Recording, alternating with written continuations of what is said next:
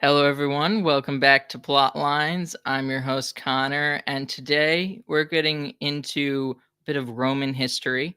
We're going to be discussing basically the Roman Empire at the time of the rise of Christianity, how the Roman Empire responded to Christianity, and how basically the Christians became a mainstay and a power in the Roman Empire.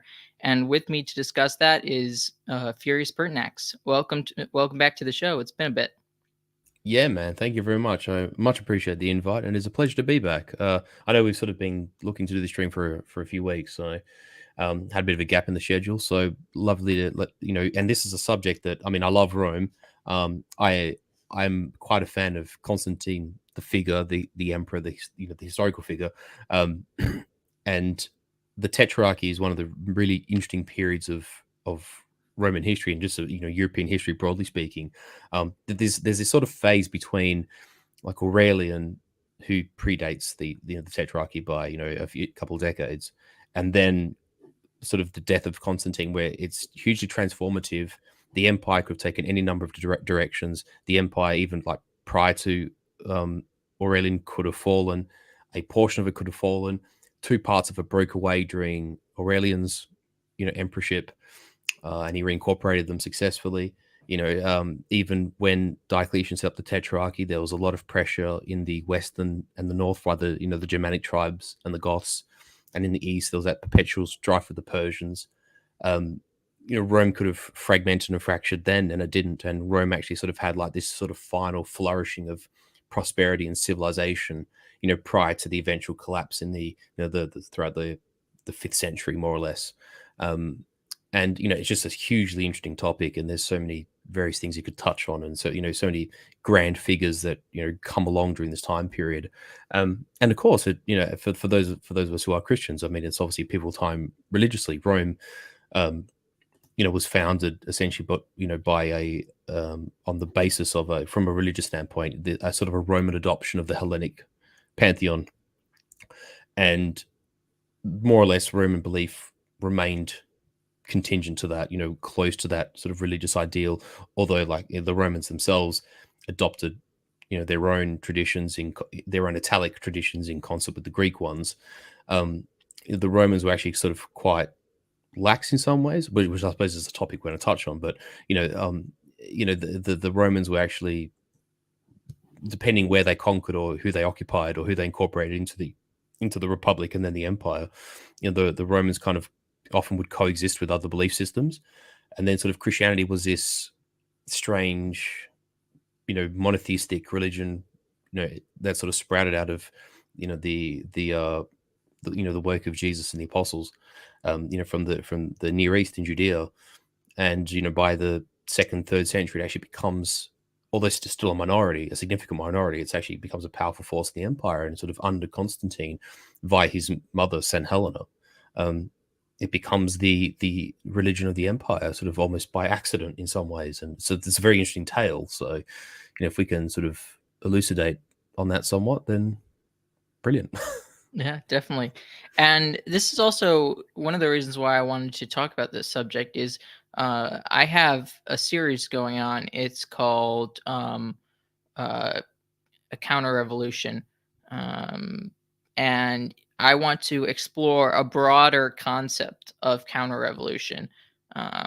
So most people think of it as more or less uh, starting after the French Revolution in response to the destruction of many kings and many kingdoms and against altar and throne. But I think there's a larger way of interpreting counter revolutions. And I think that it should be based on sort of uh, basically submission to uh, the Christian God, because in my opinion, the first revolutionary is Satan, and the first counter-revolutionary is Saint Michael. And I want to see sort of how or what we can learn from the Christians of the early of this Roman time period and how they became such an effective force in a way counter revolution, but you wouldn't have said that, at the time. What do you think? Yeah, you're quite right. There's sort of a lot of focus on the French Revolution and that being a major hinge point from one to the other. But I mean, it's a proposition I haven't heard before, but it's an interesting one to entertain. Uh, you know, we want to deliberate on that, but yeah, I certainly agree that's interesting. So, can you take us a little bit through sort of the uh, Augustan, or sorry, not Augustan, Augustus Empire of early first century Rome? Hmm. Well, to give it sort of a relatively brief, overview, if I can, obviously there's the first triumvirate, which is comprised of Caesar, Pompey, and Marcus Crassus, and that collapses. That leads to the first Roman civil war, or well, not really the first Roman civil war. There's one before that, but the major civil war that we know, the war of the sort of first triumvirate, and Caesar and Pompey being the populares and the optimates, respectively, sort of duke it out. Caesar obviously prevails in that war, but then Caesar, after sort of attaining absolute power in Rome in quite a real sense, is assassinated. I think at the age of 64, if memory serves me correct. And and then of course after his death, there's a struggle within the Caesarian camp for power between Mark Antony and Octavian, who later becomes Augustus, and then of course the so-called liberators, which is the senators who conspired against Caesar, which is chiefly comprised of um, Brutus and Cassius Longinus, and then sort of they end up duking it out amongst themselves, and the Caesarians defeat the liberators, and then the Caesarians, being Octavian and then Mark Antony, sort of have a civil war amongst themselves, and Octavian becomes Augustus, and he becomes the first emperor of Rome. But it's a very interesting sort of situation whereby there's this sort of how would you call it? This attempt at, I hate to use the modern word because it's kind of ill-fitting, but this sort of propaganda campaign by Augustus to sort of, yes, he's emperor, yes, he's sort of like the all-powerful leading man in Rome, but he sort of does place a lot of effort in sort of maintaining the pretense of, well, the title itself kind of is quite self-revealing here. He's called Princeps, first amongst equals, because the Romans have a very long history of detesting the notion of kings. This is why Rome had so many problems with like the ascension of Caesar, or the elevation of a tyrant of any kind. I mean, I don't particularly consider Caesar much of a tyrant, but the idea that for people who had a republic for many centuries, the idea of having one man in charge was just intolerable. And even if those aristocrats or those optimates were self-serving or were interested in maintaining an oligarchy, I mean, there is a distinction to be made between a rule of many or a few and the rule of one, and for some that was intolerable. But eventually, with the way Augustus sort of culminated power in Rome and the way he sort of organized Roman society and government, he obviously becomes emperor, and he rules for, because I think, if memory serves me correct, he dies, I think, at the age of 76. So he has a fairly long life, although his latter life is punctuated by a lot of sadness. His two nominated successors die, some say killed, but he sets up a system that actually provides stability, and that stability is maintained throughout the rule of Tiberius, his successor. The Julia Claudians then, as a dynasty, run into some trouble with Caligula, who's actually considered to be talented to begin with, but sort of descends into a bit of a the descent of madness, of to put it mildly. And Caligula is dispatched, and then his uncle Claudius takes the throne. Claudius presides over a relative period of stability, during which time Rome then eventually actually invades Britannia with the intention of conquering it, and the Roman campaign is mostly successful in Britannia, and Britannia becomes, for the most part of the Roman Empire.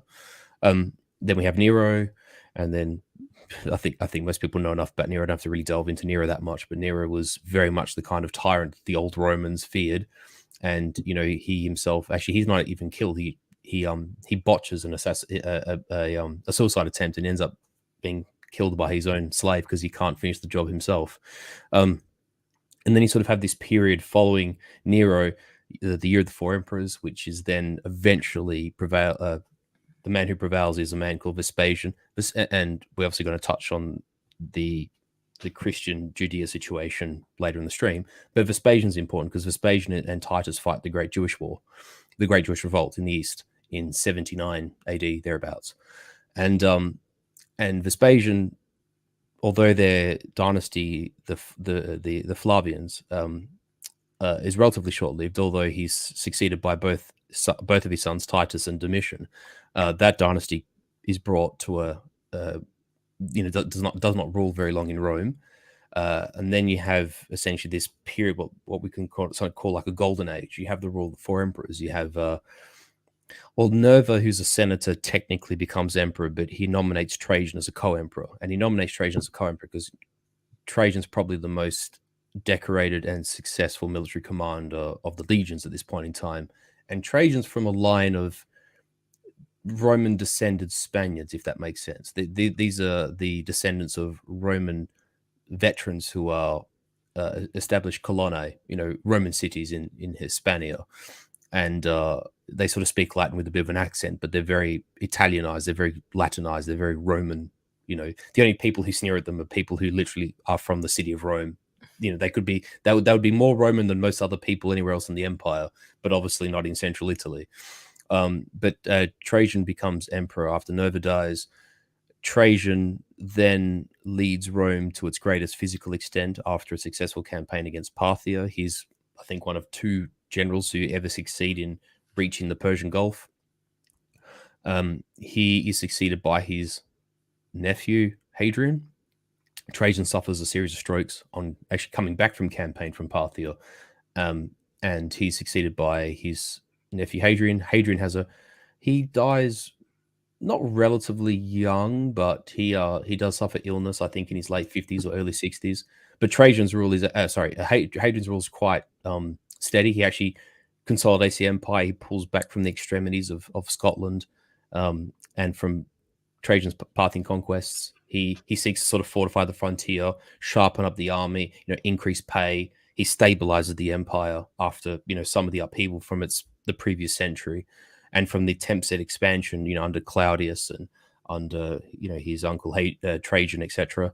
And then you have Antoninus Pius, who more or less carries along the same policies as Hadrian, and all these are sort of, although Trajan and Hadrian are related, these are basically nominated successions. They're not technically blood relations, and it's not really a dynasty. That's why we call it the 5 good emperors. And then there's the very famous Marcus Aurelius, who follows after Antoninus Pius. And this is when the trouble starts to appear for the empire. The German tribes start to get a bit active.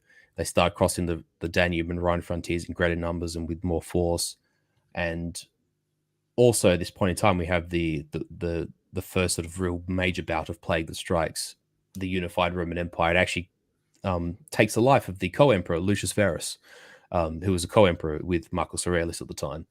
And so we have this first destabilizing factor, because what sort of happens to the Mediterranean at this point in time, and it happens during the era of the 5 emperors. It actually happens very severely during Justinian's rule in the latter part of the 500s. It happens obviously to Europe with the Black Death. We sort of get these waves of bubonic plague that strike the empire. The Cyprian plague was another one, and it completely hulls out the Roman tax base. It hulls out Roman manpower, the ability to sort of conduct, the business of government effectively, and to be able to defend its own borders. And then, of course, you always have the societal factors. There's this, this spirit of fear.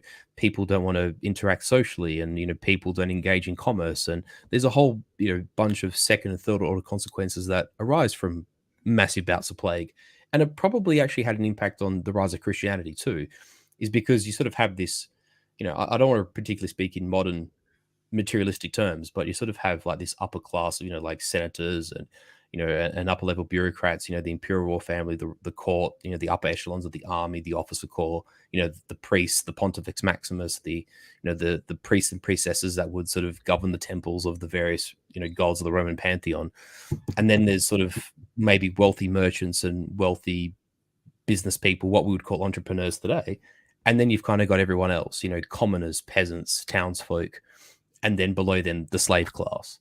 And the idea that sort of life could be snuffed out very quickly, either you'd be brought into the army, or you die of plague, or you lived in squalid conditions, and life was sort of short and dirty and unpleasant for a lot of people.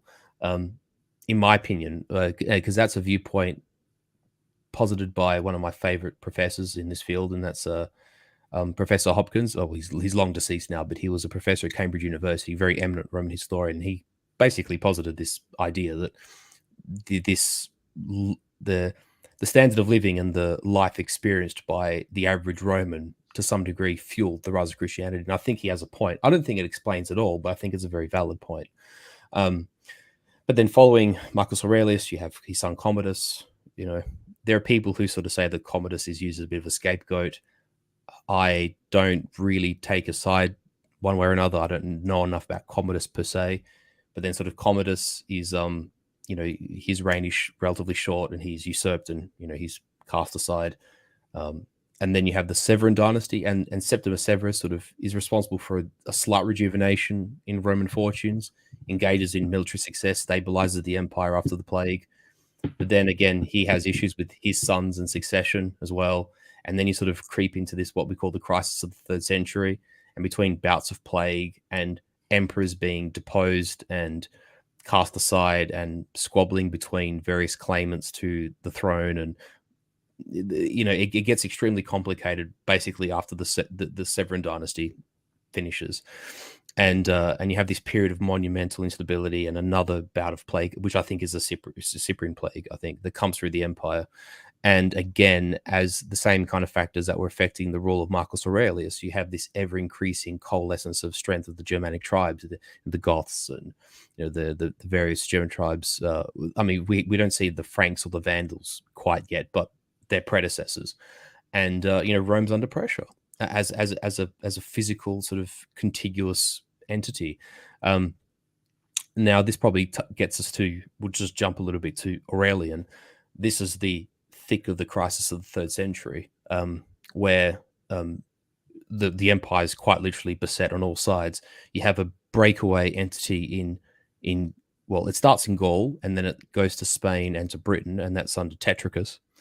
And he's basically self-governing for the better part of like half a decade, possibly longer, but it's a good period of time. And then in the east, you have the breakaway Palmyran Empire, and Odenathus, who's essentially the prince of Palmyra, who's a loyal servant to Rome actually up to this point, dies, and his wife Zenobia is the queen of Palmyra, and she basically sees this as an opportunity to break away from Rome. Then she engages in essentially a rebellion against Rome. And Palmyra, for those who don't know, Palmyra is a city in what's modern day Syria, not far from modern day Damascus. Bit closer to Iraq, but sort of in that vicinity thereabouts.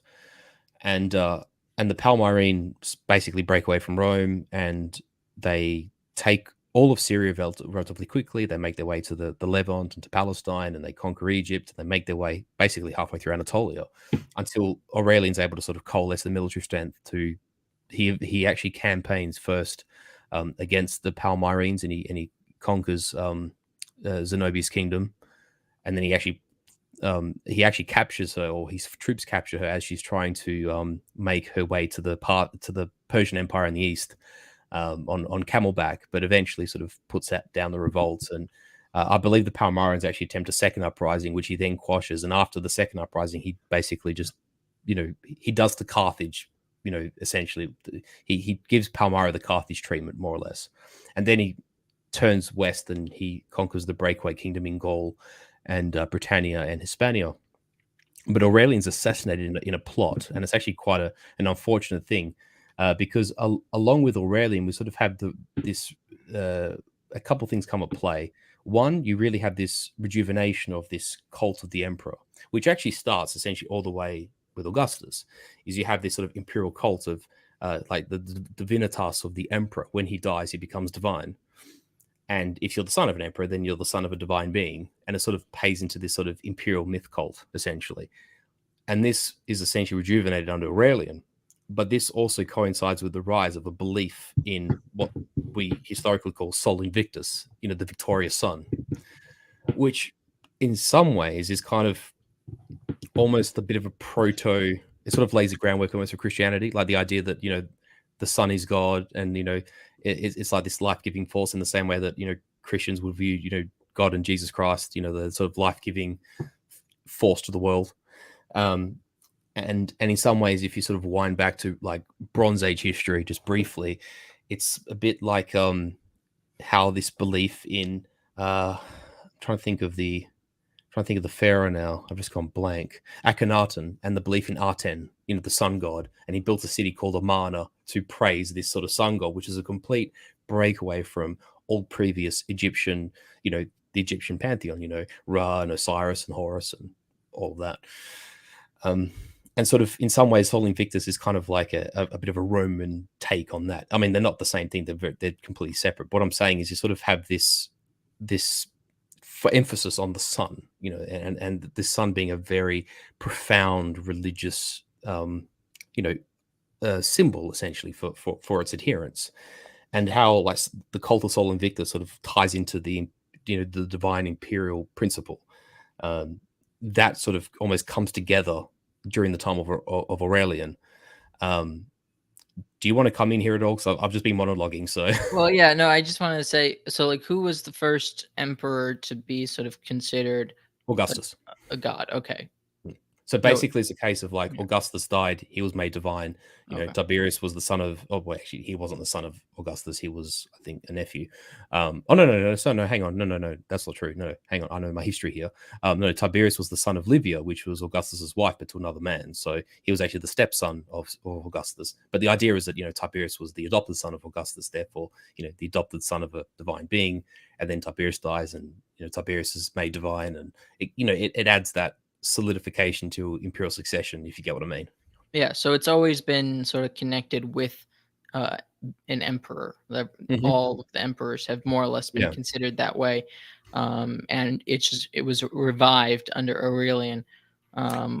You might say reached like a rejuvenated under Rejuvenated. Aurelian. But what's kind of interesting is that there's an interesting anecdote from Emperor Vespasian, and the interesting to know about Vespasian is Vespasian's actually from I believe his father was like a mid, when I say middling, not unimportant, but was just simply like an officer in the army, and his family come from sort of, if you look on a map today, where sort of Lazio and Abruzzo meet in the Italian peninsula, like central Italy, just below Umbria. They were donkey breeders, that were mule breeders. That they were just very non unpretentious sort of people, if you get what I mean, like quite simple of the land people. And there's an anecdote, and I like to believe it's true, because Vespasian does exude this sort of spirit about him as a man, as an emperor, but as a man. And then on his deathbed, he kind of turns to his son, he chuckles, like, oh my, I'm turning into a god, and then dies. It's like, it's kind of apocryphal that he kind of takes the the Mickey out of the idea of the divine imperial belief, because he's not pretentious, he's not an aristocrat, he's a simple man, and it's like, oh well, I guess if I'm dying, I'm becoming a god. Like, he kind of takes the Mickey out of it. So that's an interesting little anecdote historically for people who don't know. But Yeah, it's but just yeah, if we sort of interesting that to die was to become sort of a god. Yeah, Like, which it actually, I mean, it's kind of somewhat paralleled with sort of the fact. I mean, the fact that Jesus was killed and resurrected, and it became sort of clear to everyone that he was God. yeah, Which is a little odd. I mean, it's similar in a weird way. yeah. Oh well, I think I know the point you're sort of making, is that in order to sort of fulfill, firstly, Old Testament prophecy, and then secondly, to be able to, in accordance with Christian principle or Christian sort of belief, essentially core belief, is that sort of Jesus died to redeem us of our sins, and obviously of our original sin. Not that we're not born without it, but in order to address the fact that we have original sin, to give us a pathway to redemption. In essence, I might be wording that poorly, but you get what I mean. Well, we have original sin, but through Christ's crucifixion and resurrection, and then through baptism, it's remedied. But what I'm saying is it's interesting that you like the emperor. comes into his divinity through death. In this situation, and obviously Jesus was God from conception to Hmm. till now, till Hmm. forever. But Hmm. the point is that becomes clear by his death and Yeah, resurrection. the death is the hinge point from which it because whilst Jesus is alive, it's still technically prophecy, but the Yeah, well, prophecy is fulfilled on death. Is I sure. guess the point in a sense, yeah, and sort of like in the Roman system, the emperor is the emperor, and then he dies, and it's that point of death, and he, the body parting from the soul, that he then achieves his divinity. Like death becomes the hinge point in both cases. Yes, Yeah. in the prophecy. Yeah, it's very Mm. interesting. So outside of the cult of the emperor, what was the status of sort of Roman religion? Yeah, well, not to sort of rehash of what I said before, but you sort of have this presiding Roman religion, which is essentially the Hellenic pantheon with sort of italic traits. That's how I like to describe it, because it's sort of the Romans rename a lot of gods. Like for instance, Artemis is Diana in the Roman pantheon. Venus is Ceres. Um, Ares is Mars. Technically, Zeus is Jupiter. You know, but it's sort of there are equivalents. Like obviously Poseidon becomes Neptune. That's an obvious one. Hermes becomes Mercury, but the Romans add like their own kind of gods. Like for instance, I don't believe the Greeks have an equivalent to Jove, for instance. Like the Romans actually have some influences from their northern neighbors, from the Etruscans, and then there's some beliefs that are sort of I, Italic in origin. I thought Jove was Zeus. No, that's Jupiter. Oh, Jupiter. Sorry. Yeah, Oh, yeah, wait, yeah, they're not the same. Okay. yeah. No, Jupiter and Jove are two separate gods. Like, Look, yeah, what's Jove then? yeah. It's just its own thing. It just doesn't have a comparison. No, You I know. mean what is he the god Oh, of? I don't know. I don't know. Okay. Yeah, I just know that because like people say, "Oh, by Jove," like it's literally an old Roman saying to say by Yeah. Jove. Um, Which but there's like there's other I got a feeling maybe Concordia doesn't have a Greek equivalent. Like there's a few of these because they're actually Italic in origin. Like they're, for instance, the Romans back in the day, back in the days of the Republic, had neighbors such as like the Sabines, the Samnites, the Lucanians, the Umbrians, the ancient Umbrians, and they sort of adhered to like an Italic, a Sabellan um, pantheon of gods. And so like the Romans are kind of like a mishmash of that plus the Greek pantheon. It's actually quite strange. But anyway, this is kind of this is exactly, but this is like the presiding, and I'm not a religious expert, so I just want to put that caveat out there. Like it's not my wheelhouse. I'm sort of, I'm speaking from a cultural standpoint rather than a religious one. Um, but this is essentially the presiding Roman belief system that is prevalent throughout the entirety of the Republic and for the first 2.5 centuries of the empire, right? Um, but as the Roman Empire expands and incorporates more people, the Romans, being what they are, essentially, to use the biblical quote, render unto Caesar what is Caesar's, render to God unto what is, to what is God. The Romans were generally quite tolerant. Again, I hate to use a modern word, but for the most part, the Romans were, quite uh, not lackluster, but they were sort of like light-handed about people's having a particular set of, syncretic beliefs amongst themselves. Like, for instance, I mean, the Romans were very heavy-handed, say, for example, the Druids in Britannia, because they were sort of a part of the they were kind of like the spiritual undertone for like the persistent Gallic and British rebellions. They sort of partook in subversion. So the Romans actually did attack the Druids quite significantly. But providing people paid taxes and were not, restful and caused rebellion and upheaval, the Romans were quite light-handed in that sense. And sort of, like where there's Iberia, modern day Spain, whether it was in like along the Danube or in parts of the Balkans like Thrace, or even like the modern day Crimea, which they called Chersonesos back then, even parts of Anatolia, like more or less people kind of would either adhere to the Roman pantheon or would just adhere to their own beliefs, or even within themselves, like adhere to a mishmash of beliefs. Like it wasn't particularly dogmatic, if I can use the word. It wasn't really imposed from Rome as such. It was actually quite a strange way of going about religion in an imperial system. again, there are people who know far more about that than me, but that's just me giving it a broad overview.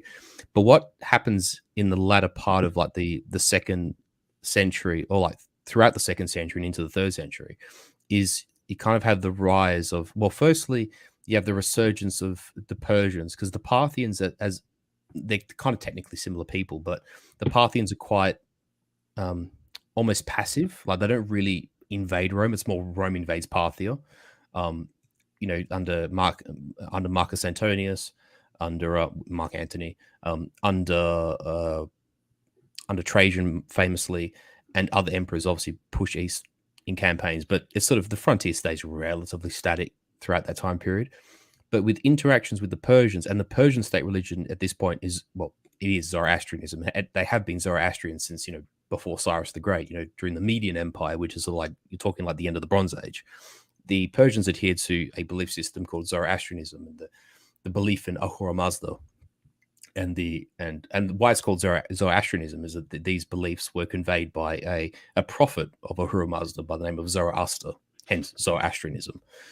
And via Zoroastrianism, and I apologize to any Persians who are listening or who might listen to this, and if I get this wrong, but essentially what becomes known as the cult of Mithras in the Eastern Empire, in the eastern half of the Roman Empire, like, throughout places like Anatolia, Syria, Egypt, is this belief in the cult of Mithras, which is essentially like a Mithras sort of is symbolized by like a virile bull, essentially.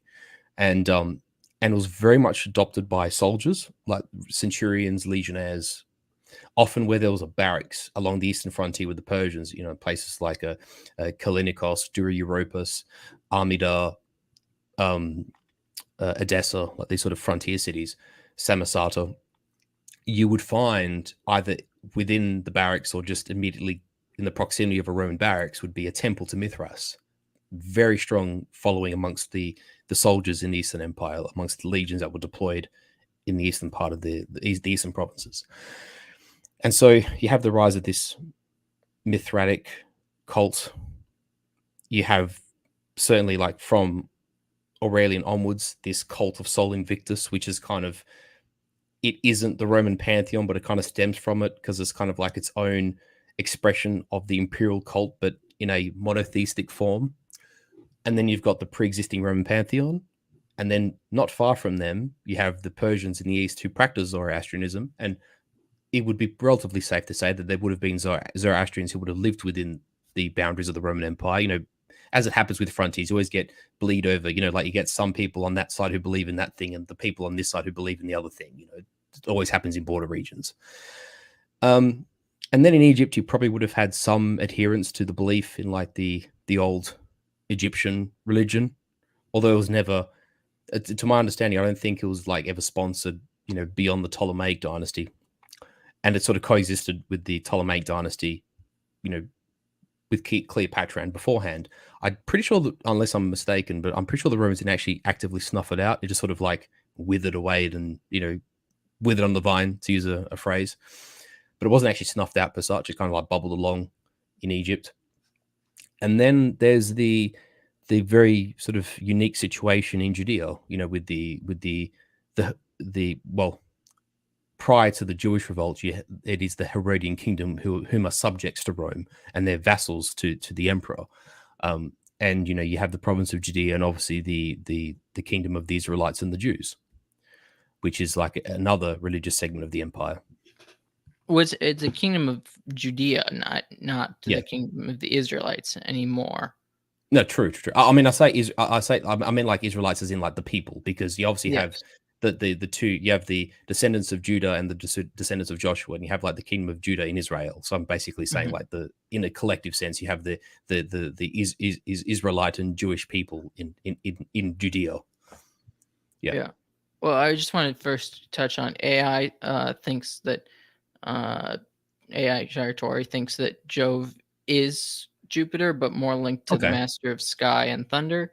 Yeah, it's one of those things that kind of like it is, but it isn't. Yeah, I agree, Shiratori. You're probably right. I just couldn't remember, but yeah. And then he also says the Romans adopted the cult of Isis and Serapis. Well, yes, I wasn't sure of Isis, but I knew Serapis had some traction amongst Romans. Yes. Yeah. So Egypt had a way of when people came to Egypt, like Egypt, because it was such a long enduring culture, kind of in the same way that if people went to Rome, they become Romanized. Some often people would go to Egypt and become like Egyptianized in a sense, like this old legacy culture. They had to, you got to think the Egypt was ancient to the Greeks and Romans. Like that's how old Egyptian society was. There's that old adage, and people say it all the time that we are closer to Cleopatra than Cleopatra was to the pyramids of Giza.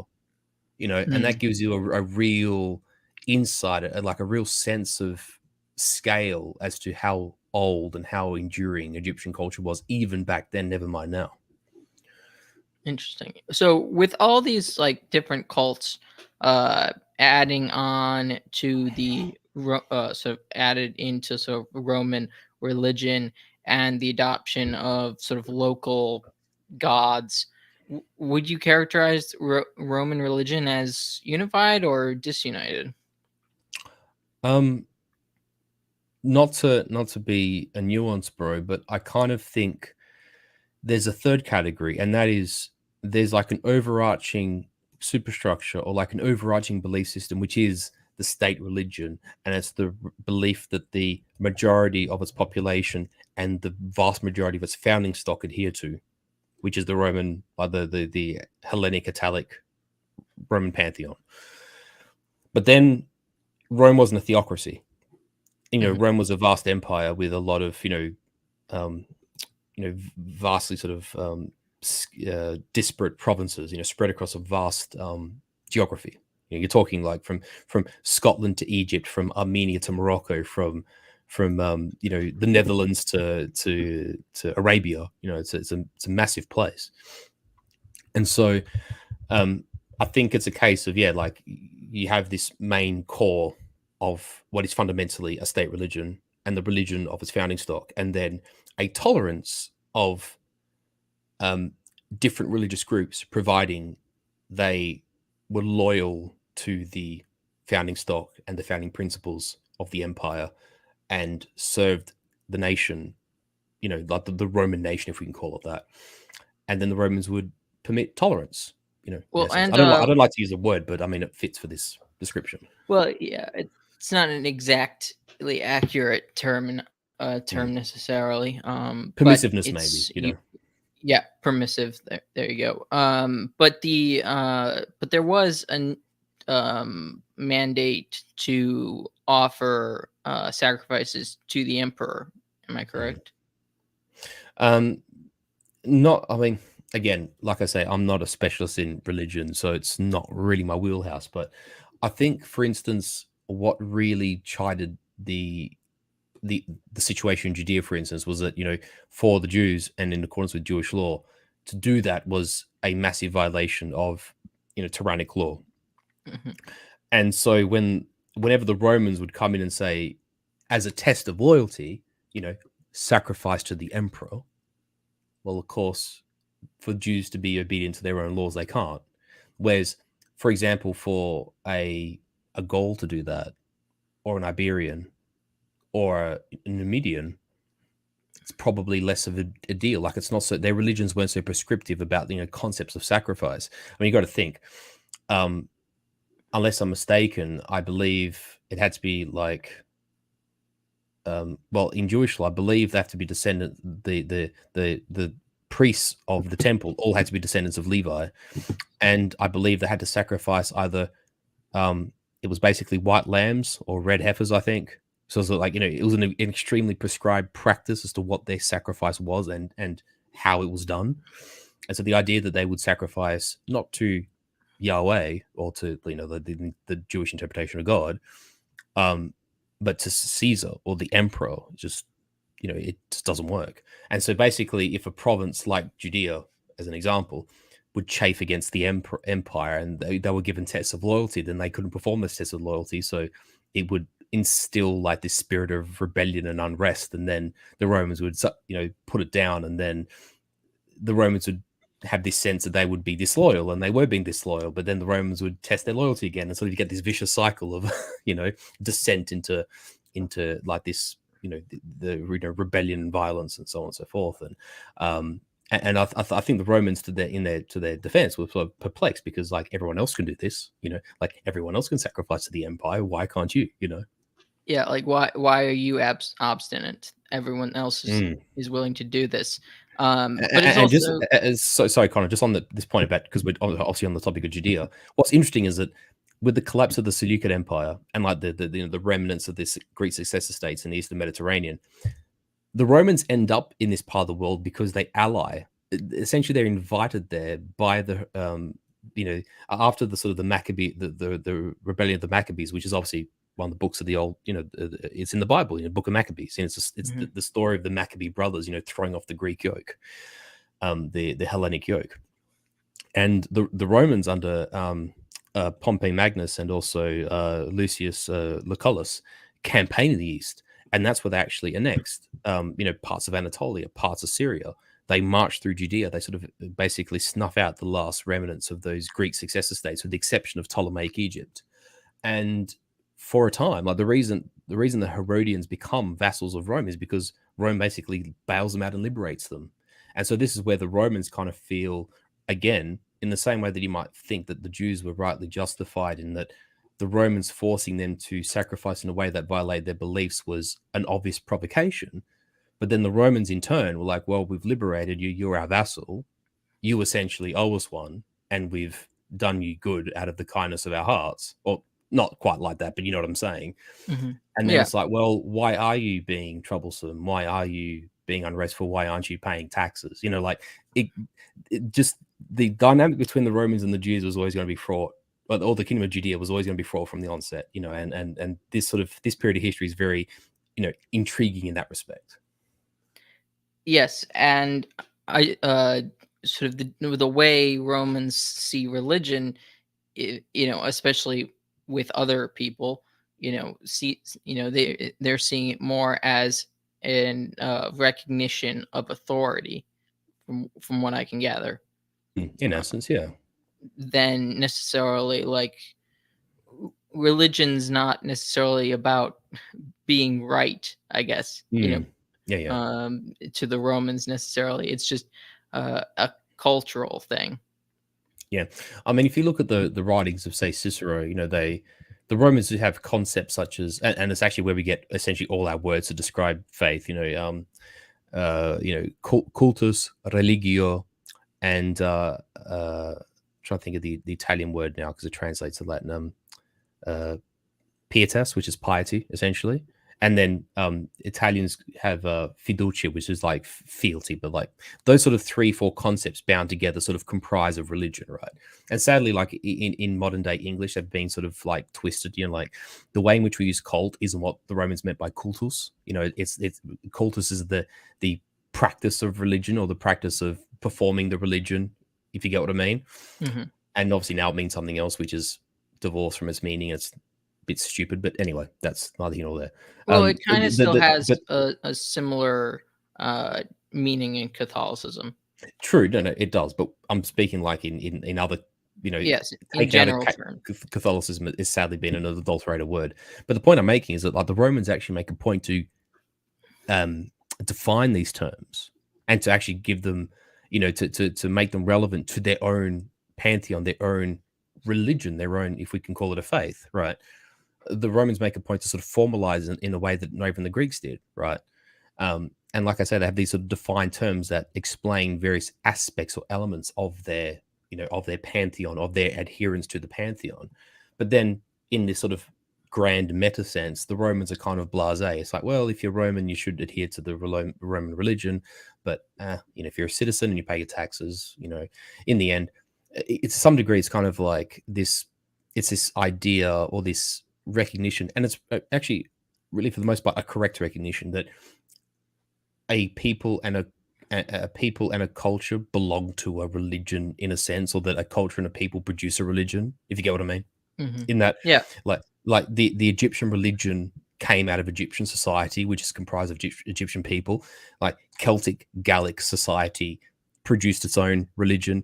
The Germans had their own, which was an expression of their people and their culture, and so on and so forth throughout the ancient world. And the Romans just probably thought, well, these people here, in Iberia or Armenia have their own whatever, and then obviously like in the case of the kingdom of Judea, the kingdom of like the Israelites and the Jews have their own thing, and and like you say, it's not necessarily what is actually like what is truth, what is religiously correct, but yeah, you know what I'm trying to say. And that comes into the forefront in AD 33 with Jesus's ministry and Yeah. his popularity, and he claims to be God, and that brings about his basically being condemned by uh, the uh, the Jews, and they're waiting for a Messiah, but their Messiah is supposed to be a conqueror, supposed to liberate them. Mm. That's Like a new David, essentially. yes, a new David, but Mm. in the sense of basically a warlord more than anything else. So Correct. Yeah. not necessarily, their interpretation, at least one interpretation, is that he's supposed to be a warlord who will restore the glory of um, of uh, of Israel, and that's why there are these zealots that are pushing for the independence and basically rebellious against the Romans. And you said sort of religion is. We talked about how religion for the Romans isn't really necessarily about truth, and that sort of comes to the front when Jesus, is talking to Pilate, and Pilate is like, "What is truth?" Yeah. I just think that's kind of interesting.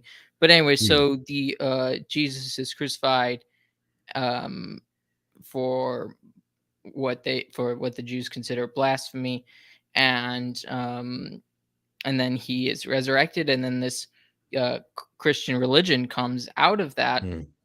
um, and in the middle of that, because sort of the Jews and the Christians aren't necessarily immediately distinguishing themselves from Mm. each other, Mm. and 30 years late, or is it 30 years later? When's the first Jewish The Jewish revolt is 79 to 80 AD, to I'm like pretty sure. 40 years later? Yeah.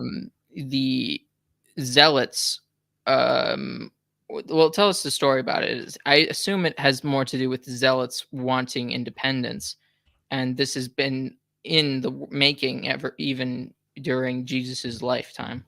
Sorry, I'm mistaken. It was actually 66 to 75 Okay, AD. then Um, 30 years. yeah. So, sorry, what was the question you asked about? So take us through that. What happened with the Well, the thing is, I don't really technically know. Like, again, religion not necessarily being my wheelhouse, but just to rewind back to Jesus very like briefly, because there's something I actually want to, because I'm sure you understand amongst like liberal Christians, it's kind of there's a whole like, oh, Jesus was a baby and they walked across the baby a border and they were refugees and in a manger, blah blah. It's just like no, no, no. What actually happened was that Jesus was born during the time of Emperor Augustus, and they moved from one part of Judea to another part of Judea.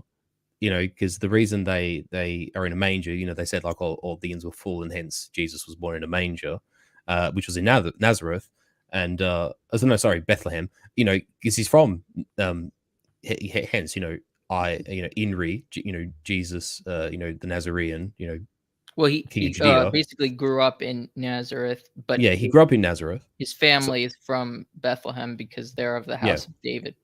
true, true, yeah. But like what I'm saying is there's sort of this back and forth in between Nazareth and Bethlehem, right? And he's obviously born in Bethlehem. But they sort of make their way, obviously, or they're because his parents, obviously making their way to Judea, to Jerusalem to partake in the census, like the great census that Augustus does. And it's like, yes, moving within one province, you know, and this province was a province under the Roman Empire, like they didn't go anywhere. It was just Well, I think they're more. yeah. I think more people are referencing when they flee to Egypt. Well, true, yeah, but that That's wasn't to partake in the census though. sure, but that's usually what they talk about when it comes to like refugees. Oh, okay, yeah. In, Uh, in any case, Egypt was just another province in the empire anyway, so yeah, it's still moot, exactly. right? Um, but yeah, so he's born during the reign of Emperor Augustus, but Caesar, Jesus, and the his ministry and the work of the apostles, and Jesus's first disciples, um, happens during the reign of Tiberius. Because like when you sort of hear, whether it's Josephus writing about it or Tacitus, or whether it's even within the Bible, it's the Gospels discussing these points. They'll use the word Caesar, and just for the sake of people who are watching who are not familiar with Roman history, Caesar's generally an honorific title, so that after Julius Caesar, most emperors offhand are kind of just called Caesar. So Tiberius was, well, Augustus was Caesar Augustus. Tiberius offhand would be called Caesar. Um, and and even like during the reign of Trajan or Hadrian, honorifically the emperor would sort of still be referred to as Caesar. So Caesar, in that sense, if you see it written down, isn't necessarily a reference to Julius Caesar himself. It's an honorific title bestowed upon emperors or used to reference an emperor. So in the Bible, when they sort of say render unto Caesar, they don't literally mean Julius Caesar. They mean the man who was emperor, which in the case of the latter part of Jesus' life would have been Emperor Tiberius. And you can think about it also like the word we have for emperor in a bunch of cultures outside of English is derived from Caesar. We have Kaiser, Czar, Mm-hmm. both of those come down from Caesar. So if anything, it's Correct. more that's a easy way to point to that Caesar Mm-hmm. is a title more so. Mm-hmm. Indeed. Well, I wanted to read a bit from this church history book about the destruction of Jerusalem, so we can get an idea of the Jewish revolt. Mm-hmm. Uh, so the destruction of Jerusalem, whilst Nero was acting the clown and tyrant in Rome, events of the great moment occurred in Palestine. The Jews were in the throes of a revolt against Rome. A revolutionary party had existed for a long time, but it was divided into rival factions, which were constantly fighting with each other. The exactions of the procurator uh, Gacius Florus caused them to lay aside their private quarrels and to unite against the common foe. They called themselves the Zealots and the new Maccabees. Obviously, a reference to sort of the Maccabees who threw off the uh, Hellenic sort of foe. The successor states, yeah. Yes. Um, yeah. There were many outbreaks in Jerusalem and other parts of Judea. At last, Roman blood was shed. Florus marched against Jerusalem and was badly beaten by the Zealots. Open war henceforth existed. Vespasian, Rome's greatest general, soon appeared in Palestine with 60,000 legionnaires. That's a lot, right, for a army? Oh, that was, yeah. It was quite well to have it partaking in like one campaign and then to besiege a single city. Absolutely, because it has to be remembered that I believe the Roman governor at the time would have either had one or two legions at his disposal, and the Jewish rebellion basically summoned a strength of something in the hundreds of thousands, as in like 200,000 or 300,000 men. Oh, they weren't all elite, obviously. It's like varying degrees of equipment and armor and whatever, but that's still a very large revolt to suppress, and the Romans were incapable to do anything with two legions. In fact, one legion, I think, basically got almost massacred. I want to say the ninth. I can't remember. And then the surviving soldiers just retreated to the coast, where they could resupply from sea and just wait for reinforcements, because there's nothing the Romans could do until Vespasian was dispatched with an army. And Okay. 60,000 men is a lot of Roman soldiers to suppress a revolt. Gotcha. The war was carried on with the utmost ferocity. The inhabitants of the conquered towns were massacred in cold blood or divided as slaves amongst the soldiery. After 3 years of almost constant fighting, the whole country was subdued, with the exception of Jerusalem. Vespasian was preparing to lay siege to the city when he was proclaimed emperor. He hurried to Rome, leaving his son Titus to carry on the war. The siege of Jerusalem began in the spring of the year 70, shortly before the feast of Easter. Nearly 1 million men, women, and children were in the city when it was invested. The zealots Simon Bar Gorius and John of Gischala at their head were determined to conquer or to die. Their blind fanaticism brought about the greatest disaster in history. At first, the besieged offered vigorous resistance and even gained some advantage over the besiegers. But before long, famine, pestilence, and dissension played such havoc in the ranks of the Jews that their efforts grew feebler from day to day, and on August the 10th, the city was taken by storm. The whole city and the temple were burned to the ground, and all who were taken with weapons in their hands were put to the sword. The survivors, 97,000 in number, were sold into slavery. Um, no city ever no city ever suffered and such miseries, said Josephus, but neither did any age from the beginning of the world ever breed a generation more fruitful in wickedness than this was.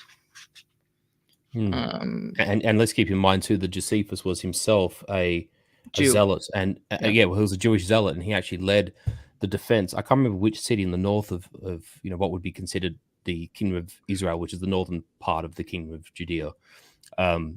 And he basically defected and ended up being Vespasian's scribe, more or less. I mean, hence why Josephus is a Latinization of Joseph, which is a Hebrew Jewish name. Josephus is a Roman writer. He becomes Vespasian's scribe, and he actually gives a commentary, essentially, of the Great Jewish Revolt. Just for those who don't know. Interesting. And so, what would be meaning by exactions? What are they meaning by that? Can you just read the sentence, just so I can appreciate the context? So it's the exactions of the procurator Gaius Florus caused them to lay aside their private quarrels. Yeah. So AI Shy Tori, actually, thank you, my friend. You're actually offering some very handy work here in the comments, because again, this is my wheelhouse, so I do have gaps in my knowledge. But thank you, Shy Tori. The Roman governor Gaius Florus seized money from the Second Temple's treasury and arrested numerous senior Jewish figures, which is what he wrote, and that's true. Although I do believe it wasn't necessarily unjustified, I do believe it had to do something with the withholding of taxes. I could, again, that might be mistaken. I just seem to remember there being an issue with taxation in Judea. But rather than seizing it from, you might say, civil, like a civil body, I think what offended the Jews is that the Romans took it from the temple. And this sort of initiated this descending spiral of, and again, Shy Tori comes in with the second comment. I mentioned that a legion basically got wiped out. Yeah, the Battle of Ben Horon, about 6,000 Romans, legions and auxiliaries were killed, which I'm pretty sure they weren't entirely wiped out, but it was almost close to an annihilation. It was actually very much a setback. But it was that loss that the Romans realized very quickly that this wasn't just, like, it wasn't a small scale. It wasn't like one or two cities, rebelling. It was the entire province. Almost. It was a very, very large scale rebellion to take seriously. And that's why the Romans actually dispatch the size army that they do, because they realize that this is a very significant event that's occurring in the East. Yeah, I'm going to continue reading. Sorry. The capture of Jerusalem by Titus is one of the most memorable events in the history of mankind. This is Josephus, I think. It caused the expulsion of an entire race from its home. The Roman valor, skill, and persistence were never more conspicuously displayed. No more desperate resistance was ever opposed to the eagle emblem, mistress of the world. There is no event of the ancient, or maybe it's not. Wait, no, never mind. It's quoted by somebody else. I'll get to that. The Roman could be Tacitus, but anyway, keep going. No more desperate resistance was ever opposed to the eagle emblem, mistress of the world.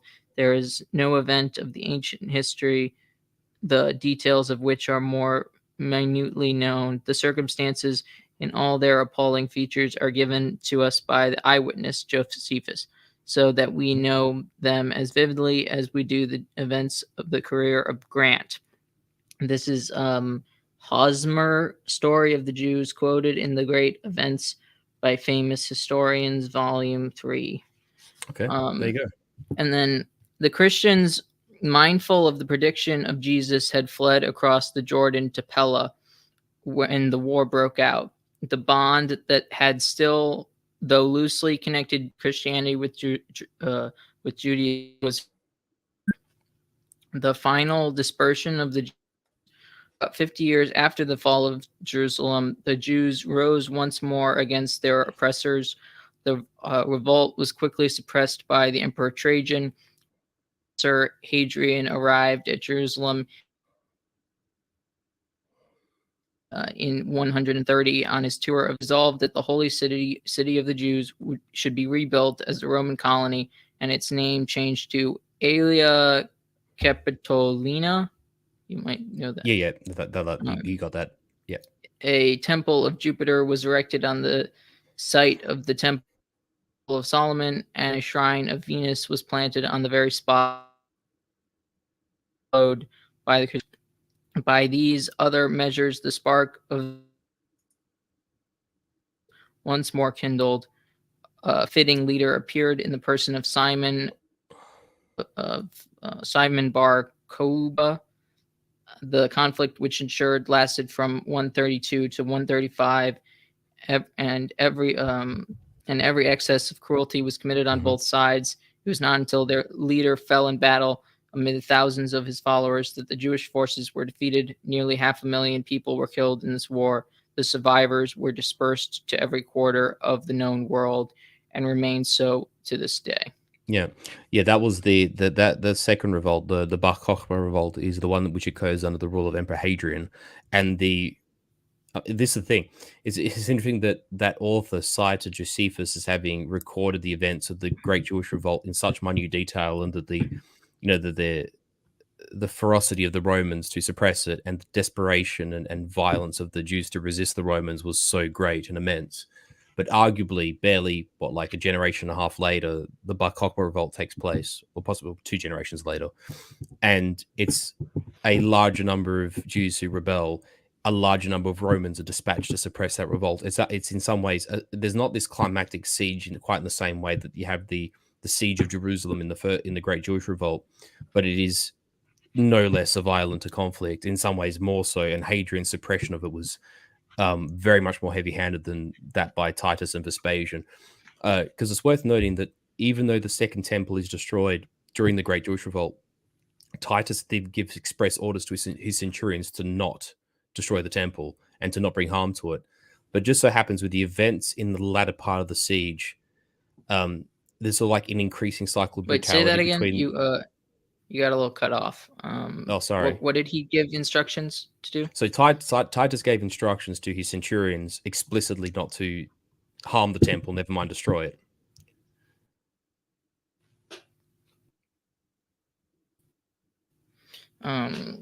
That's interesting, and it was in the battle that was avoidable, more or less. So in the latter part of the siege, like there's this increasing desperation, the cycle of desperation by the Jews defending and by the Romans wanting to end the siege. Right, it becomes more violent, more desperate, more carnage. Just like some of the tactics that are used are just by both sides are actually would gall even a war veteran today. Like it's particularly gruesome. And I mean, this being a religious channel, I'll spare the details, but let's just say that it's pretty horrific.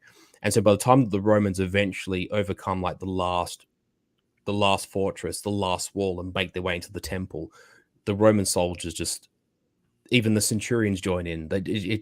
Titus loses control of his army, and it's a complete, like, the Romans just almost tear down the old city, just sort of stone by stone, brick by brick, and they leave nothing to spare. And it's honestly a surprise that, when you look at what actually happens, it's almost shocking that the Romans take 90,000 people captive, because there's an awful lot of murder that occurs in the process. And so what I was saying about the next war, the Bar Kokhba revolt, is you don't have this climactic battle in the same way you have the Great Siege of Jerusalem. But there's, like I said, Vespasian had approximately sort of 6 legions with him, 5 or 6 legions with auxiliaries. Hadrian dispatches 10. So it's nearly a Roman army double the size. And that's why in the Great Jewish, in the Bar Kokhba revolt under Emperor Hadrian, the number of Jewish captive and killed is even higher, much higher than that of the Great Jewish Revolt. Interesting. So just for Now, context, just in case people are yeah, confused, because it's like, oh, why these 2 revolts happen? Why are they different? Sort of, yeah. makes sense. What do you think about the fact that the Christians fled across the Jordan before the first Jewish rebellion? Because I think at this point there's, and I mean, whether you want me to read that line now or whether we get to it just a bit later, but there's already a point of divergence between what is the Jewish community and what is the Christian community, and in some ways, it's a case of that the so-called Jewish powers that be, the Pharisees, the Sadducees, there's various sort of, it's elite, as it were. It's certainly a spiritual and cultural elite. Saw the followers of Jesus as sort of, I think at you're first, cutting in and out. oh damn it! Sorry, there's nothing I can do about it. Let me know if it gets worse, because if it gets worse, I'll drop in and drop out. Well, yeah. Just wait a second. I think it's.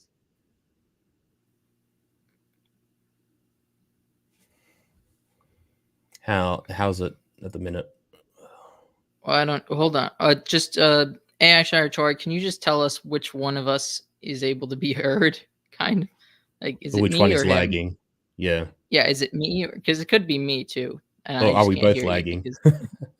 Yeah, exactly. That's. Yeah. Anyway, we'll wait for So Shai Tori to get back to us. Anyway, you're clear for yeah, me at the moment, Connor. So, you're clear for me too, actually. okay, good. So where was I? Yeah, so there's this sort of divergence where the powers that be within Judea see initially the Christians as being like this irritant, right? But because of this sort of the prolific spread of, you got to think it's initially the work of Jesus' disciples and their initial proselytism, and then of course that is really characterized by the work of St. Paul, who, Mhm. again, those of us who are familiar with religious history knows that Paul was initially Saul, and Saul was actually an anti-Christian, essentially a butcher, and then he sort of has He his, was a fair. He was a Pharisee. he was a Pharisee, who operated against the Christians, and then this, we use this phrase even in modern day parlance. Saul became Paul on the road to Damascus and had his revelation, and Saul became essentially like another disciple, more or less, and his ministry and his proselytism, particularly through the Eastern Mediterranean, was prolific. I don't know if you want to get quite to St. Paul yet, but the point I'm making is that, from minor irritant, the Judean elite kind of realized that this sect is spreading and spreading very quickly, and that it isn't just actually so much a contingent of, Jewish people gone awry or Jewish people astray. Actually, on that point, I probably should read that sentence now that I've used that phrasing, but, that they actually become, firstly, an external thing that is beyond Judaism, and then because they're actually proselytizing amongst Gentiles, they're not even Jews anymore. So on that point, should I read that passage? Yes, and then we'll talk about Yeah. sort of how the Jews change, and then Yeah. we'll circle back to the Christians. Yep. Yep. And Okay. That sounds good. So this is actually taken from a Jewish author, Lawrence Schiffman, in an article. Jewish Christians became Jewish. Hang on. Yes, how Jewish Christians became Christians is the title of it, and this is actually included. I'm actually, just for credit's sake amongst friends, I came across this in American Krogan's video, so I'm actually reading it from his video. So all credit goes to him, obviously, because I would not have come across this otherwise. But this is like a couple of paragraphs, so bear with me. I apologize, and if I start breaking up, kind of just say something and I'll pause. Yep. All right. The Pharisees had emerged from the revolt against Rome as the main influence within the Jewish community. After the destruction of the temple, the Tanaim immediately recognized the need to standardize and unify Judaism. One of the first steps was to standardize the 18 benedictions, which, along with the Shema, constituted the core of daily prayers. At the same time, they expanded an old prayer to include an imprecation against the Manim being Jews with incorrect beliefs. In this period, this could only have meant the early Jewish Christians who observed the laws of Judaism but accepted the messiahship of Jesus. Although the rabbis continued to regard the early Christians as Jews, they reformulated this prayer in order to expel them from the synagogue, as testified by the Gospel of John and the Church Fathers. In addition, the Tanaim enacted laws designed to further separate, to further separate the Jewish Christians from the Jewish community by prohibiting commerce and certain interrelationships with them. Hereafter, it is possible to trace the process of separation from the end of the 1st century AD until the period of the Bar Kokhba revolt, 132-135 AD, when the Tanaim outlawed the writings of the early Christians, declaring that scrolls or texts with divine names copied by Christians had no sanctity. This was clearly a polemic against the Gospels, which may have been circulating in some form by now. In the time of Paul, about 60 AD, the decision to open Christianity to Gentiles had taken place, and the Tanaim gradually found themselves facing a church whose members were not Jews from the point of view of the Hakalah, which is Jewish law. To the rabbis, they were not Jews with incorrect views about the Messiah, but Gentiles who claimed to be the true Israel. For this reason, the Tanaim began to see the Christians as the other, not as Jews who had gone astray. The process was complete by the Bar Kokhba period. Jewish Christianity had been submerged, while Gentile Christianity had gained the ascendancy. Since it was now virtually the only form of Christianity the rabbis had encountered, or the rabbis were encountering, they termed the Christians Nozarim, Nazarenes, regarding them as a completely separate and alien religious group. And I'll add to that by saying, if you open your own Bible and if you look at the letters of St. Paul, who is Paul writing to? Paul writes to the Galatians. Galatia was a Roman province in the interior of Anatolia, basically corresponding with modern day, if you look at a map of modern day Turkey, Ankara.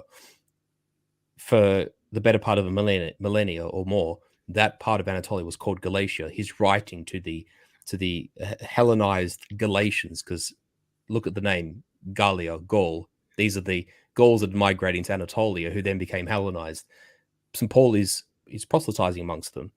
Paul writes to the Philippians. Philippi is in northern Greece, actually not too far from where Caesar and Pompey fought their battle, not far from modern-day Thessalonica. He writes to the Thessalonians, which are the Greeks in Thessalonica. He writes to the Corinthians. Corinth is a city in the northern Peloponnese, in the Corinthian isthmus that joins Attica to the Peloponnese. He writes to the Romans, the people in Rome. Paul's letter to the Romans, and you see this in all these letters. He's not writing to. It's not like he's writing to the the people of of Moab or Edom or Galilee, or Philistina. He's not writing to Semitic peoples. Well, he's except writing for to the Gentiles. Well, yeah, letter to the Hebrews, but that's the one exception, obviously. Well, yeah, what I'm but saying it's is, like, these interesting. individual letters are not to distinct groups. He does write the letter to the Hebrews, but all the other letters is what I'm saying is he's writing to different groups of Gentiles. But sorry, go on, Connor. What was your point? Well, do you think it's interesting that it's to the Hebrews, like using the word Hebrews instead of Jews or something like that? Well, I think Hebrews is probably more correct insofar that it works as a more collective term, because as we have a brief discussion before the stream started about what are correct definitive terms, and that we often kind of use we'll use Israelite or Israeli or Jew or whatever, like sort of interchangeably, and sometimes that's kind of erroneous or it's a bit ill-fitting or whatever. Mm-hmm. But in the way to understand, I mean, you can go back to like the 12 tribes, which are essentially the descendants of Jacob, of Shem, of Noah, Shem, and Abraham. And hence we call it Abrahamic religions, right? Because sort of Abraham, although technically Abraham isn't even. Sorry. Well, the tribes are descendants of Jacob, not necessarily. Oh no, I'm obviously like tearing it further up. I'm starting because I mean we get Shem. That's where we get the word Semite from, because they're the father of many sort of nations, and that's what the promise was from God to Abraham: is you'll be the father of many nations. Well, Shem Right? is Moses's son. Correct. Yeah. Yeah. Right. So there's sort of like a linear line of descent, but they're Mhm. not. But these people are not necessarily Jews. They're not necessarily even Israelites. Like they precede those people, right? They're sort of Mhm. like the father of this network of people, and like I said, hence why Shem is the Semites, like the Semitic peoples. They're sort of like he's the father of this group of peoples whom, to fulfill to reference prophecy, you'll be the father of many nations.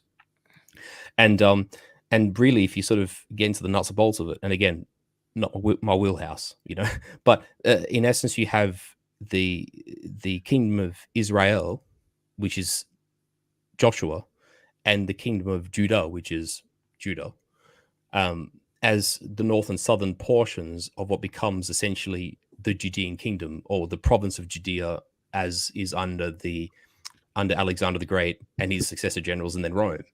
Um, so you know what I'm sort of saying? You have these terms that end up referencing sort of certain parts of what is that sort of Hebrew, Jewish, Israelite realm, and it gets complicated, in terms of lexicon and what's correct usage of words. It's even confusing for us to some Mhm. extent. So I think, just to answer your point, sorry about that bit of a diatribe, but letter to the Hebrews basically means people who speak this language, people of this tongue, which would mean collectively it includes, you know, Galileans, Edomites, you know, Moabians, Iturians, like all these various subgroups that are sort of roughly interrelated with each other. And then because his main emphasis is to proselytize to the Gentiles, it's one letter to the Hebrews. Okay, you have this one letter. You obviously all adhere to, the rabbinic law essentially. So here's your letter. Now I must go amongst the Gentiles, because there's a whole raft of Gentiles that are not belonging to the they're not descendants of Abraham or Shem. There are whole groups of other people out there, and hence he writes. I mean, you might argue he writes several letters to Hellenes, and that's true. Philippians, Thessalonians, Corinthians, or Greeks. Mhm. But when you're proselytizing amongst groups of people who are obviously not of your religion, not of your tongue, not of your culture, not of your custom. So he's obviously being more specific to sort of certain communities that he's proselytizing amongst. That's how I would interpret it anyway. Yeah. Well, I think that Greeks. So, like, there were two factors that made St. Paul's. Well, actually, three, I guess. Uh, uh, Evangelization work so effectively. It was the roads, the ability to get from place to place.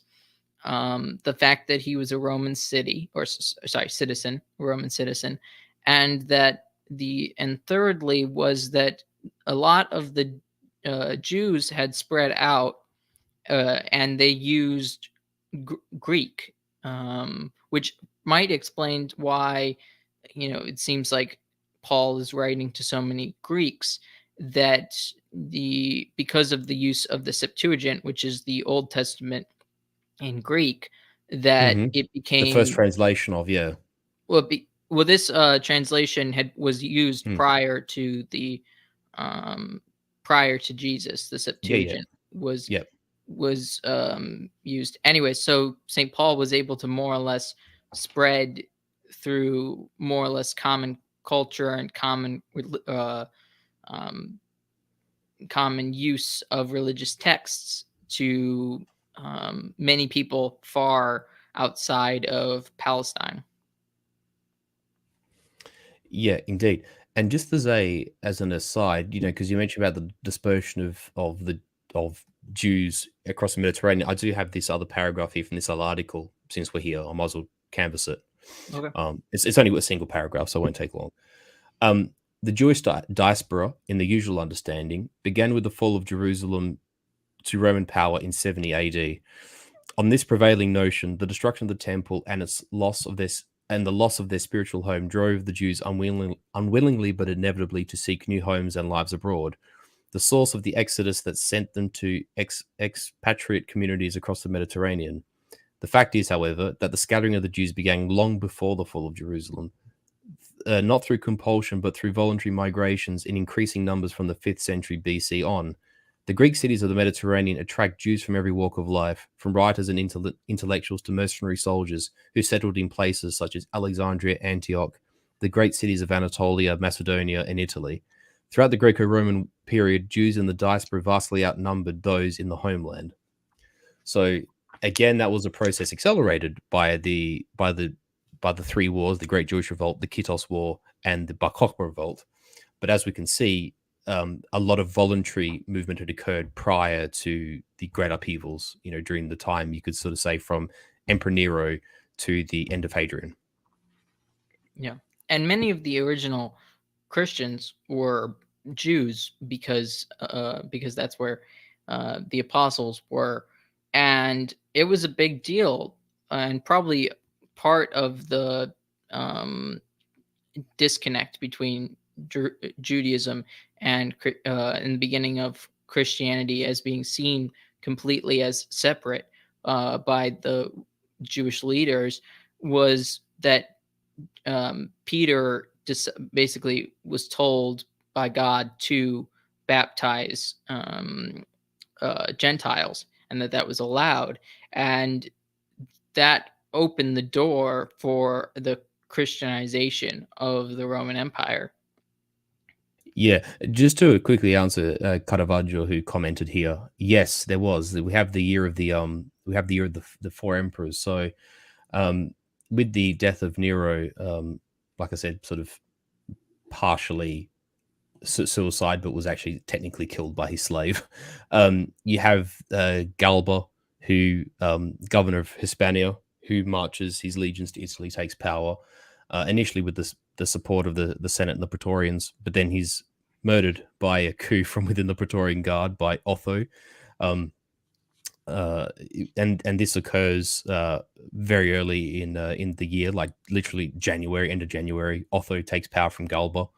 And he then is challenged by the governor of the Rhine Legion, or the governor of Germania, the Roman side of Germania, Vitellius, who commands a number of powerful German legions, frontier legions, and he marches down into Italy in March, April. Basically, once the snows melt, he could march through the Alps, and he defeated Otho at the Battle of Bedriacum, I think, somewhere in northern Italy. And then Otho commits suicide, having lost the battle, and then Vitellius takes power, only to then be. So what sort of happens is at this point the Great Siege of Jerusalem has entered its crescendo, and Vespasian kind of knows that the Romans have it under control. Titus will win. He leaves essentially the command of the siege to Titus. Vespasian makes his way to Europe himself, and he gets in contact with. I'm trying to think of the commander. There's a commander on the Rhine who I think it might be Marcus Antonius Primus. I can't remember. If memory serves me right. But anyway, he allies with the Danubian legions. He takes a small force of his own from Judea, and he marches into Italy. And then at the end of the year, in late December, Vitellius is murdered by Vespasian's troops, and Vespasian then becomes emperor. So that all happens in a single calendar year. It's a very eventful year, and I mean, it wasn't a civil war in the same way that we might imagine the civil war between Constantine and Licinius, or between Caesar and Pompey, or whatever. But it is certainly interfighting between Romans, and there are a couple of battles that take place. And again, all this is weakening the Roman frontier, and it's all interfighting. And as Caravaggio says, there would be internal migration and fleeing of peoples wanting to escape the carnage. So that's probably true as well. Sorry, Tori's bringing up that Paul and Barnabas were forced out of Paphos. Yeah, into went to Salamis, which was pagan, and they converted the Roman governor. So like, yeah. it's quite interesting, because really the first persecutors of of Christianity were the Jews. Yeah. And then as it That became that founding a nucleus, obviously in Judea, that followed Jesus would have all been almost exclusively Jewish. Mhm. And then as it spread, Nero, I'm not fully familiar with Nero's persecutions, but my understanding is he blamed the Christians for, The Great Fire of um, Rome. yeah, the Great Fire of Rome, and Mm. is quoted. Um, Hold on. Let the Christians be exterminated. Mhm. Um, uh, this was according to Tertullian, um, who was a early Christian. Yeah. Uh, Just why you find your paragraph there. Just to say that what's actually interesting is that Claudius had a relatively light hand with the Christians, and Claudius brought in a number of laws because I believe a Roman noblewoman was actually a very notable noblewoman was actually defrauded by um, a small group of Jews. She actually had converted to Judaism, and then they promptly defrauded her. So Claudius actually passed some anti-Jewish measures within Rome, as in the city limits itself, and they were promptly revoked by Nero. So it's kind of seen that Nero was sort of anti-Christian but more pro-Jewish as an emperor against his uncle, if that makes sense. well, yeah. What is it that it seems with like down with Julian the Apostate, he seemed to favor Judaism, Mm. but was that common practice amongst the Roman emperors that persecuted Christians prior to Constantine? I don't see that pattern, say, for example, because obviously this the whole point of the stream is Constantine and the tetrarchy, which we haven't quite got to yet. Well, it's not the I purpose. don't see. Of Well, course, actually, you're we're right. You're laying, right. It is the we're purpose. laying, but we are laying groundwork, right? I don't see that pattern necessarily with, say, Diocletian and Galerius. I don't necessarily see that pattern with Decius and the persecutions during the Cyprian plague, but it's definitely one that is evident between Claudius and Nero. I can't speak for the others because I just haven't seen a pattern, or at least a pattern hasn't come to my attention that I've noticed. But yeah, it does appear that Claudius was relatively light-handed with the Christians, did pass measures against the Jews, and then Nero becomes emperor, and he basically flips it.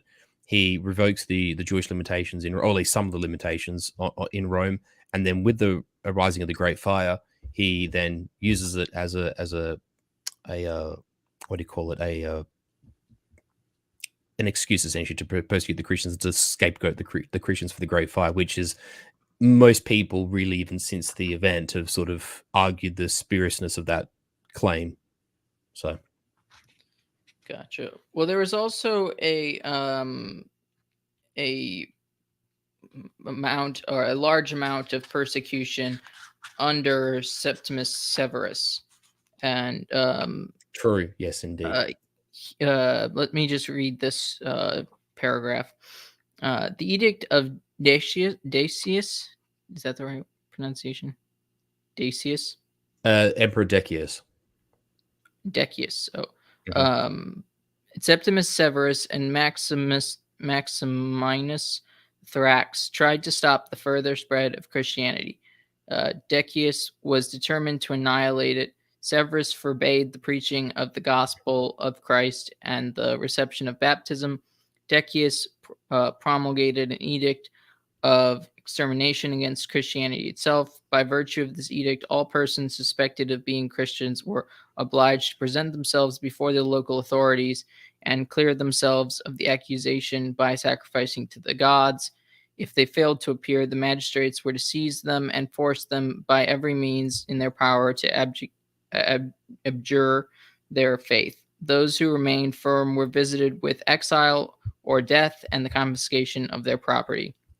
The governors of provinces were threatened with severe punishment if they condemned anyone to death without having made every effort to obtain from him an act of abjuration. The Christians formed at this point about one third of the population of the empire, and Decius saw right well that to kill them all, even if it had been possible, would spell ruin for Rome. Wholesale apostasy would be would answer this purpose better, hence the extreme measures adopted, and especially against bishops and priests to break down their resistance. Yeah, so yeah, because the thing with Decius is that happens during, this is sort of the apex, or certainly one of the apexes of the crisis of the third century, where Rome is beset. Like, this is where the Gothic invasions really start to become a problem for Rome. The Goths penetrate the Danubian frontier. They overrun Dacia. Oh no, actually Dacia was evacuated by that point, but they overrun the Danubian frontier. Decius fights several battles, and he's something of a warrior emperor and a very capable one. But both him and his son are actually killed at the Battle of Abritus, I think in 264, I think thereabouts. So this does, and he's actually the first emperor to be slain in battle by an enemy of the empire. So this is no small thing that's happening, and of course, this is occurring during the time of the Cyprian plague. And like we said at the start of the stream, these instances of like plague and invasion really provide a fertile ground for like the lower classes in Rome to adopt Christianity, like the idea of salvation, death, and an everlasting paradise, and like these sort of notions were obviously appealing to people of a lower station in life, who were materially, very much struggling in ancient Rome, and in many instances were struggling for sustenance, and particularly for those who lived amongst the squalor, as that was evident in most of these larger Roman cities. Forget Rome itself, but like the larger cities of the empire, particularly in some of the places that even Paul proselytized in, like amongst the Thessalonians of Corinth, or the cities of Galatia and Anatolia. They were relatively large cities. Many of them were above 50, 60,000. Some of them even would have been 100,000 large, which for ancient times was huge. And all this is occurring in this general circumstance. And Decius, as emperor, sees this cult, I suppose, from his perspective, to use the modern use of the word cult, even though I don't like it. But to sort of see this sort of like Christian cult, like bubbling and fermenting underneath like Roman society, and in the context of the Cyprian plague that is absolutely gutting Roman manpower, gutting the tax base, the Roman armies being sort of pressed in from all sides, and then every so often things flare up in the east with the Persians, after they sort of overtake the Parthians and sort of become masters of their own destiny again. The Persians have a much more aggressive policy against the Romans than the Parthians. Rome is really beset, and so I suppose Decius is trying to, in his, to put yourself in his shoes for a moment. He's trying to keep his society together, and he's trying to sort of suppress these subversive elements that he sort of feel are disunifying Rome and disjointing Roman society and weakening it at its core, and hence why the you might say the persecutions of Decius are amongst the most severe that are seen up to that point. Yeah. During the reign of Emperor Gallus, a great pestilence broke out and spread rapidly over the whole empire. The emperor ordered sacrifices of expiation to be offered to Apollo in order to obtain relief from the dreadful scourge. In consequence, Christian blood flowed once more. When Pope Cornelius was taken prisoner, hundreds of Roman Christians appeared before the tribunal of the prefect and fearlessly declared that they were ready to die with their bishop. Cornelius died in exile, as also did his successor Lucian. Yeah. So this just examples of sort of what brought about the persecutions and sort of the persistence. I mean, also to be 30% of the population, that's pretty high for a recent religion. That I'm not going to necessarily shoot it down, but 30% is considered a high estimate, shall I say? And I've seen numbers everywhere from 12 to 35 or 10 to 35. Like the range is that large because it is just so hard to determine. But I think it is fair to say that as time goes on, you could say fairly safely that number does increase. Like, in my opinion, I would not be surprised if, say, by the time of Constantine, or even like say the time of Diocletian, probably you could safely say that 20% is a safe figure. But that's a guess. It's always guesswork. But yeah, Well, Yes or no? you point out like all these different sort of cities, all these large cities Mm, were where a lot of the preaching was done. mm, Wouldn't it make sense that because the large cities were where these preaching done, that a mm. high that a large percentage, or that it could easily have grown Yeah, rapidly because of that? precisely. You could say that the given that the proselytism was done in these places and in urban settings, you have access to a large number of people. That yes, of course, it would gather more traction more quickly in the event of success than if they merely preach in the countryside. Because actually, it's actually in the countryside where, if you even fast forward like 500 or so years into the future, like the Byzantine Empire in the East, there are still enclaves of polytheistic beliefs. Even during like the Macedonian dynasty, the Byzantine empire in the seventh, eighth, eighth, ninth centuries. By about the time of the Crusades, it's more or less died out. But even until sort of you're entering the true medieval period, there are pockets of it in the Balkans and even parts of Anatolia.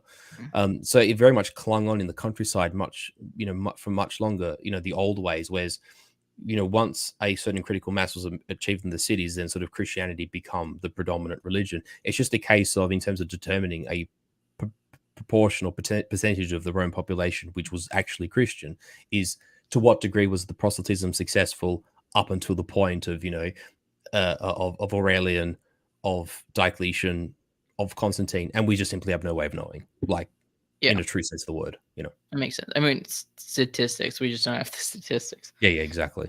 But Um, I think any of those sort of numbers you could basically say is a safe figure. I picked 20. 20 is sort of like the number I've settled on, but other people have their conclusions. so Yeah. let's get into the main event, Diocletian. So can you just give us a background, and how did Diocletian become emperor? So Diocletian was an officer in the army, and he sort of forms essentially a how could you describe it? A cadre of military officers who serve under Aurelian, and this includes Probus, who's actually an emperor prior um, to to Diocletian himself, and Probus.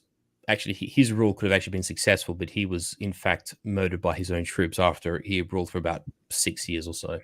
Um, but yeah, Probus was a successful commander, and he forms like this cadre of officers alongside Diocletian, Maximian, and Constantius Chlorus, who's the father of Constantine the Great, as we know him.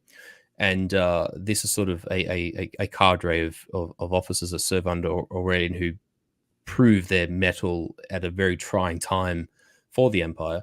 And then once Aurelian is murdered in that sort of palace coup by essentially his bureaucrats, which is almost ludicrous when you consider Aurelian was a true embodiment of a warrior, a soldier emperor who fought numerous enemies, won countless battles, and it was truly a man who sort of embodied that Caesarian spirit of victory.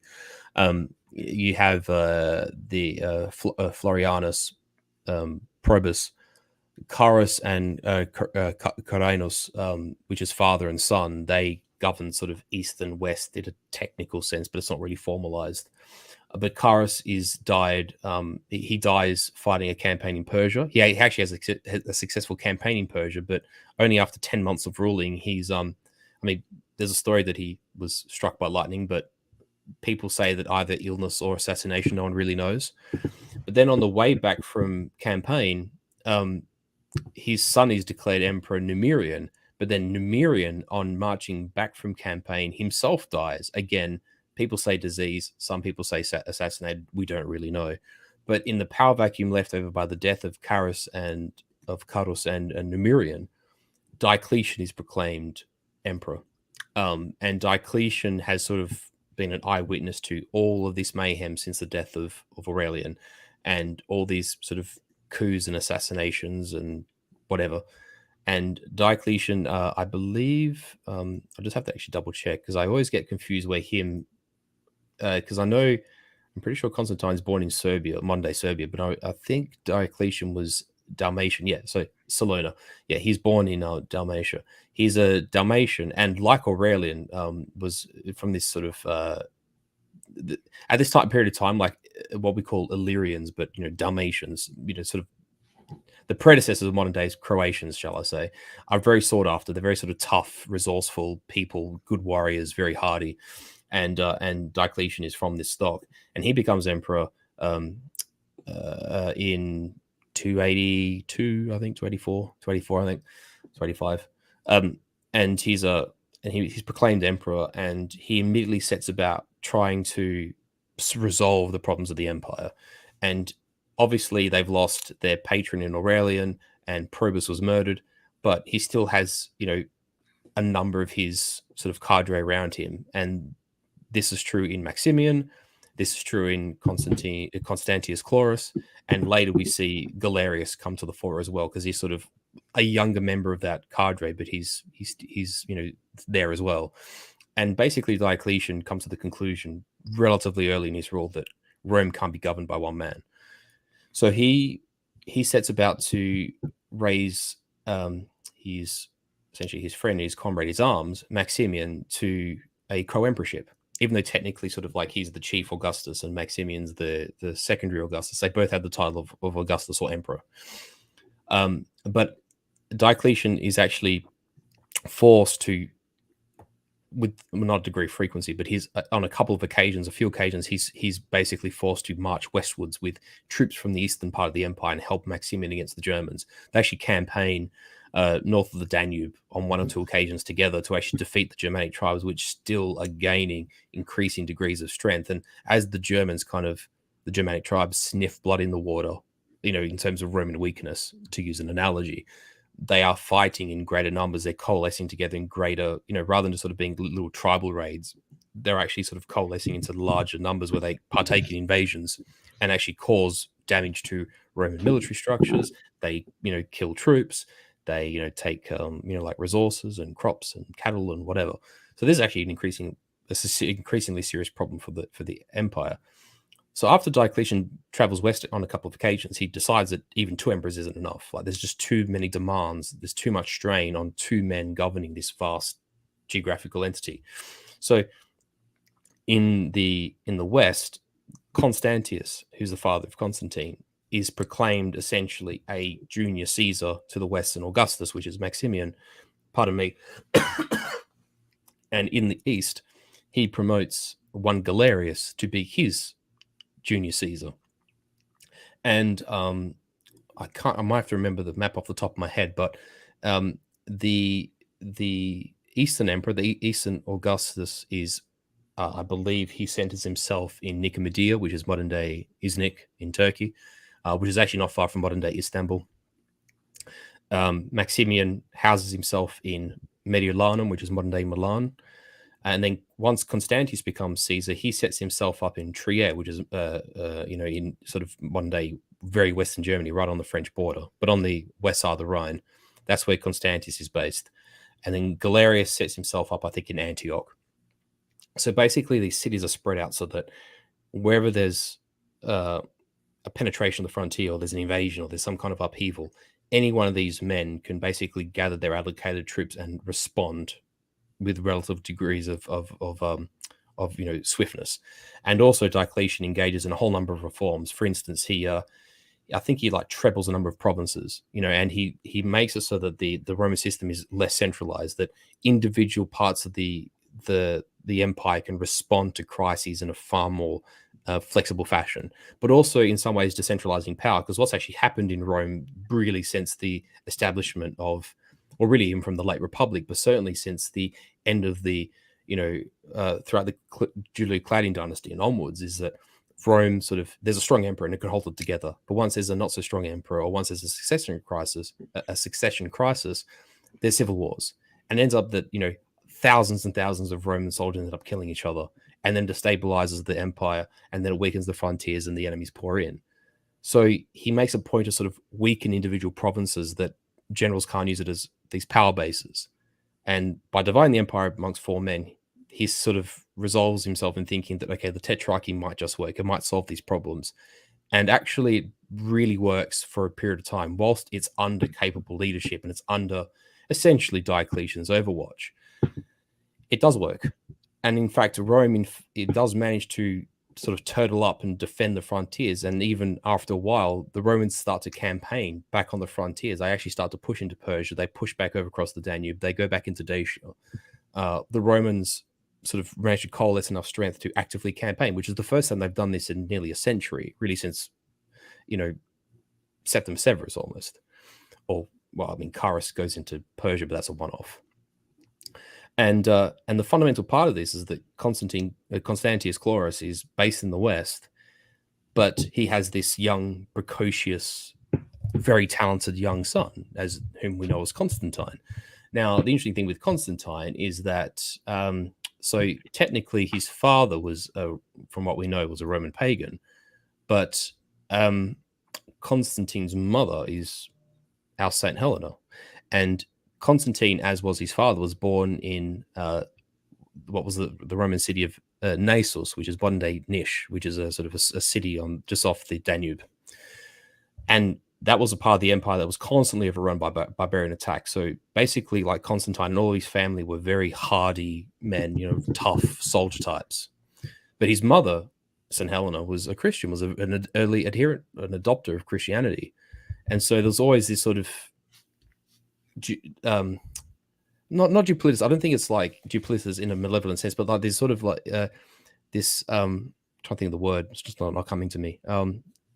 This dual aspect to Constantine, where on one way he's like a Roman traditionalist, he's a tough, soldier, leader, captain type, and from his very early days, because he's actually in the Eastern Court, he's actually being basically almost kept under a kind of palatial arrest by Diocletian and Galerius, but he fights as a captain in the Roman army, and he shows his military talent really early on. He's brave, he's brilliant. He leads the cavalry, he leads several attacks, he takes men captive, he kills enemy generals. He's a sensationally talented military man from a very, very young age, and the sources say this much. But what Diocletian doesn't want is a dynastic rule. So he does not want Constantine to be with his father, and so he resolves that if he keeps him at opposite ends of the empire, he can keep it under control. But So where was he being kept again? So he was in the court of Diocletian in Nicomedia. And to some degree with Galerius in Antioch. So basically, wherever there was either the Eastern Augustus or Caesar, he was with one of them at any given time. He was basically kept under very, very strict surveillance. Are you sure it was Antioch that I have the in my thing at least, the four capitals were Nicomedia, Milan, Treves, Trier, and Sirmium. So okay, and maybe it was Sirmium. Yeah, okay, perhaps you're right. Yeah, no, I'm just basing it off my memory. Okay, I think you might be right about Sirmium though. I mean, I think Antioch that? does become Sirmium is the modern day Belgrade, which is actually really close to where Constantius and Constantine was born. Okay. Yeah. And that's where who would have been? Who would have ruled from there? From Sirmium? It would have been probably Galerius, I would say. It would have been the Caesar. Okay. Because I think Antioch does become a capital at some point, but anyway, I could be mistaken. But anyway, you're quite right. I think initially was Sirmium because the purpose was for these cities to be close to the frontier so they could respond. Gotcha. Now, yeah. I'm gonna read a bit about Diocletian before we go too far into Constantine. Mm-hmm. Diocletian, though extremely superstitious, was tolerant by nature and indulged no hatred towards the Christians. Constantius Chlorus was averse to the popular idolatry and friendly towards the Christians, whilst Maximian and Galerius, brutal by nature and, like all tyrants, suspicious of anyone who was not ready to bow before their will in all matters, hated the Christians and were eagerly awaiting an opportunity to exterminate them. It was Galerius who, in the year 303, obtained from Diocletian an edict by which the churches of Christians were to be demolished. their sacred books committed to flames, and themselves deprived of all their civil rights and honors. The first edict spared the lives of the Christians, yet it caused many to be put to death, particularly those who refused to give up their sacred books to the magistrates. Many Christians, on the other hand, especially in Africa, voluntarily surrendered the books in their possession, but they were regarded by more uncompromising brethren as guilty of sacrilege. They were known in history as traditores. Um, Not long after the publication of this first edict, a fire broke out in the palace of Nicomedia, and the enemies of the Christians persuaded Diocletian that Christian land or hands had kindled it. He therefore ordered many Christians to be tortured and punished as incendiaries. About the same time, there was an insurrection in Armenia and Syria, and blame for these were also charged to the Christians.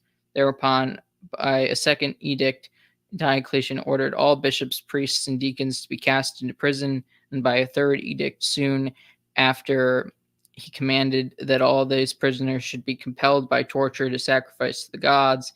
A multitude in every part of the empire, Gaul only exempted, which was subject to Constantius Chlorus, were in consequence either punished with death or condemned to the mines, a punishment worse than death. In the second year of the persecution, in a fourth edict, directed the magistrates to force all Christians to offer sacrifice. As these orders were strictly carried out, the church was reduced to the last extremity. Almost to a man, the Christians rose to the highest heights of heroism. The prisons were soon filled to overflowing. There was no room left for fresh chain gangs in the mines. The populace, sickened by the daily butchers, no longer crowded to the places of execution. And then, yeah, that's basically what I wanted to read. Yeah, I've got a small source here. If I can just maybe touch on the turning point of the tetrarchy and sort of like its effectiveness, because Okay. we've sort of talked about the establishment of it. And this book I'm reading from is, funnily enough, it's called The History of Byzantium, and by Timothy E. Gregory. But I suppose Byzantium kind of starts with this time period in a sense. So it's actually literally the second chapter, but it's actually a good book for anyone who's interested in East Roman history. Freed from the constant threat of civil war, Diocletian and his colleagues were able to turn their attention to matters of military concern and domestic reform. Constantius was given the task of subduing the usurper Carausius in Britannia. He first defeated the usurper's barbarian allies. Carausius was assassinated in 293 AD. And in 296, Constantius invaded Britannia itself and restored Roman power to the whole of the island south of Hadrian's Wall. He then returned to the mainland and thoroughly defeated an Alemanni invasion in 298 AD, bringing many years of peace and quiet to Gaul. In 296, there was a revolt in Egypt that Diocletian had put down, and while he was thus occupied, Narses, the king of Persia, took advantage of the situation and invaded Armenia and Syria. Galerius was put in charge of the operations against the Persians. He was at first defeated in 297, but the next year he was able to win an overwhelming victory, including the capture of the king's harem. He followed this by reconquering Mesopotamia and then forced the Persians into a peace which recognized Roman dominance throughout the East. So you can see from the crisis of the 3rd century, the effectiveness of the tetrarchy becomes evident very quickly. And that small paragraph just sort of emphasizes that. Can I just touch on a little thing here? Because you asked me about like the imperial cult and, like imperial divinity. Yep. There's an important thing that changes here with, how can I put this? With how the emperor is recognized both within the court and amongst fellow Romans, and even how the emperors refer to each other. Because I might have used the term earlier on that when Augustus became the first emperor, he accepted the term princeps, first amongst equals. And that title was, even though an emperor was technically still called imperator, which is an old Republican Roman term actually for a general, in the same way that the Greeks would use the word strategos. But it was sort of, imperator would become the technical term to describe an emperor, although they would either be used either the title Caesar would be used to refer to them as, Caesar, Augustus, or whatever. But the official title within the Senate and the gears of government was still technically princeps, and that's how senators would even refer to them. But if I may read here, just from later in the chapter, at the heart of the Diocletianic system was the elevated position of the emperor. The empire of Augustus was often described as the principate, the rule of the first citizen, whilst that of Diocletian was known as the dominate, the rule of the dominus, or lord in Latin. The emperor was secluded from the general public in an elaborate palace surrounded by a court that was involved in a ceaseless round of ceremony an endless round of the ceremonial. Much of this was copied quite directly from the court of Sassanid Persia. Thus, everything about the emperor was sacred. His bedchamber was a sacrum cubiculum, or the sacred cubicle, essentially, and his council was the sacrum consistitorium. The emperor wore distinctive clothes, richly embroidered garments, studded with precious stones, and a jewel-encrusted diadem. His clothes were coloured in the purple, with a purple dye that the commoners were forbidden to ever use, and was very exclusive and hard to find. The emperor was no longer to be seen as an ordinary human being who went about his business like other people. Instead, he moved about the city in an elaborate procession and appeared to his people and to ambassadors from abroad in carefully orchestrated audiences and manifestations. He acted, in other words, like a god, and his divinity, or connection with God, was stressed wherever possible. As we have seen, the members of the tetrarchy were closely connected with the gods of Jupiter and Hercules. I can maybe read that sentence before, just to give that context. In this new system, the power of the emperor was seen as descending directly from the gods, rather than ascending from the will of the people, as had generally been the case under the earlier empire. Thus, Diocletian and his colleagues followed the lead of emperors such as Aurelian, who had stressed the divine aspect of their rule. Of course, in many ways, this was nothing other than a new twist of the old idea of the emperor cult that stretched way back to the days of the early principate. But the emphasis placed on the divine origin of imperial power was something new at this time. And so we sort of see two things. One, this adoption of Eastern potentates, as this book or that paragraph elucidates, comes quite literally directly from Persia. The Persians have this idea, and it's sort of in their title, Shah Ashur, King of Kings. And that was a title that was adopted by Cyrus I, the founder of the Achaemenid dynasty. Again, you're talking like the tail end of the Bronze Age or like the beginning of the Iron Age. It's this goes back to what even the Romans would have called extensive, far back antiquity.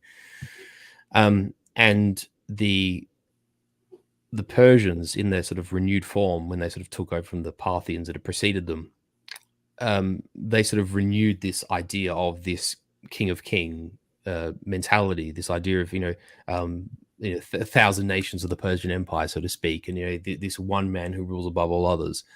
And the Romans, although they sort of had their imperial divinity cult and this idea of an emperor dies and becomes divine, but it's still a case of they sort of grafted this idea onto a republican system. The Romans had kept their Senate, and that the emperor was technically princeps. He was first amongst equals. It was a bottom-up idea that in some ways he was embodying Rome in like a bottom-up phenomena. And Diocletian completely inverts this and basically adopts the Persian model of if it's a top-down divine rule thing. And what is ironic is that this occurs just at the time that Christianity is gaining ascendancy in the Roman Empire. And I suppose without knowing it, he would be indirectly succeeded by Constantine, who would then make the empire Christian, who would then himself adopt Christianity. And this becomes the model for the Western, essentially the Western inception or conception of divine rule, of rule by divine right, that intersects the idea of the Roman emperor, of the idea of being a dominus, dominate, the Lord, and then tying it in with Christianity and this idea that it's drawn from the divine, from God, and the emperor is like the embodiment of these three things intersecting in one person. And it's almost accidental, funnily enough. It just so happens that Diocletian passes these reforms at a time where Christianity is becoming ascendant, and they intersect with Constantine. Or providential. Or providential. Just to touch on the thing about Herculean and Jupiter, just to make sense, I just have to go back a page. I'm just going to read this one sentence. Diocletian emphasized his connection with divine power and his place as senior emperor by taking the name Jovius, Jupiter-like, for himself and Galerius, while the name Herculeus, Hercules-like, was assigned to Maximian and Constantius. So basically, East and West were sort of granted different names, a Greek and a Latin equivalent. But that's what that previous reading meant, just if no one understood the context. Gotcha. Yeah, so I mean the Diocletian and Maximian eventually abdicate. Now, how does the tetrarchy collapse? So because I mean in there, this isn't particularly important, I suppose, to what we're alluding to, or what we've alluded to in the stream, but in essence, Diocletian chooses to abdicate, and he's actually one of the few emperors who abdicates peacefully, a bit like Augustus. Oh well, Augustus technically dies as emperor, but he chooses to abdicate. He relinquishes his position to Galerius, who's his immediate successor.